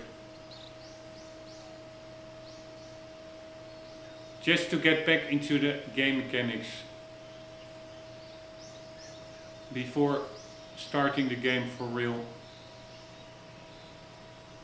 And also let's see if there's any indication before he drops down that you have to climb up to avoid falling. Like, is there any visual cue if you're playing without a HUD?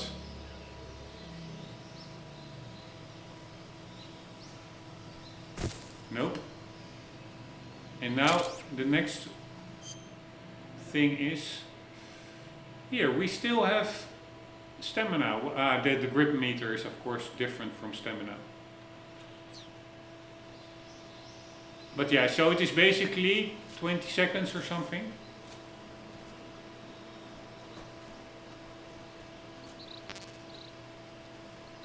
Stun grenades. So do we have stun grenades as well? Apparently.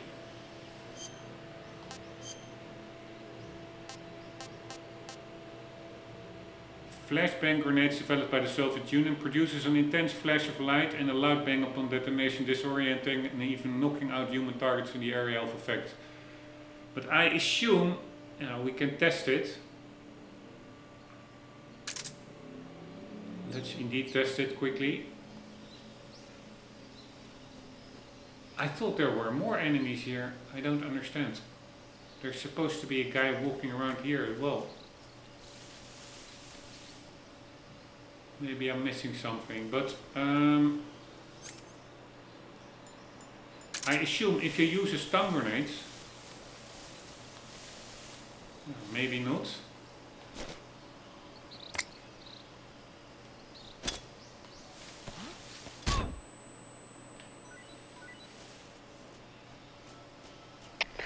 HQ, please respond.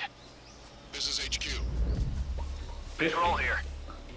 We're being attacked. Enemy position unknown. Going into high alert. Yeah. Acknowledged. Sending reinforcements. Use extra caution. Yeah, so it does trigger an alert phase. So now we have how many alerts? 9. Didn't we already had 9? I don't know, but probably I want to keep everything at 0 actually. Continuous maybe not, because I will die from the boss fights, I'm sure. But alert and humans killed, those I would like to keep at 0. For the rest I don't really mind that much.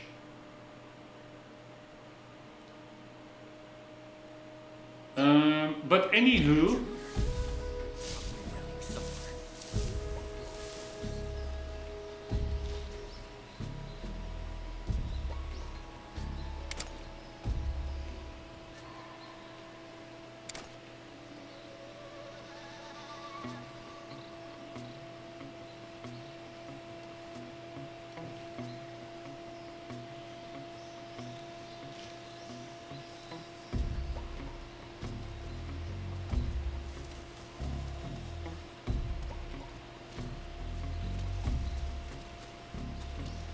I hear a lot of other guys.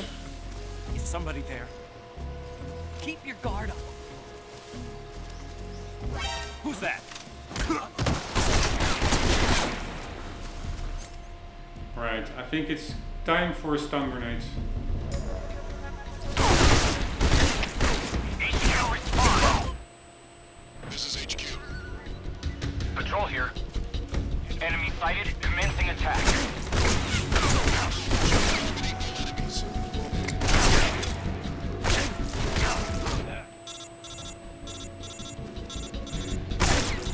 Alright, I am down badly. I think my life mat, I will take it automatically, right?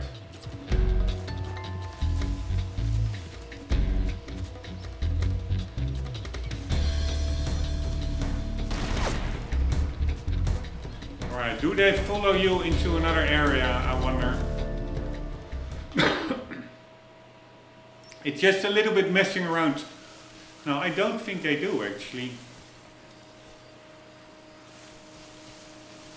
But then if you go back, are they still in an alert phase? Yeah, no, so that's pretty easy to just game the system. Just get out of the area. Anywho, I'm just messing around like a headless chicken. We'll end the episode here, and in the next episode we will go aim for some genuine serious progression instead of only messing around with the mechanics and the radio. If anybody is still watching, a lot of respect to you. Hope to see you in the next episode. For the meantime, do not forget, always do keep on gaming. Later.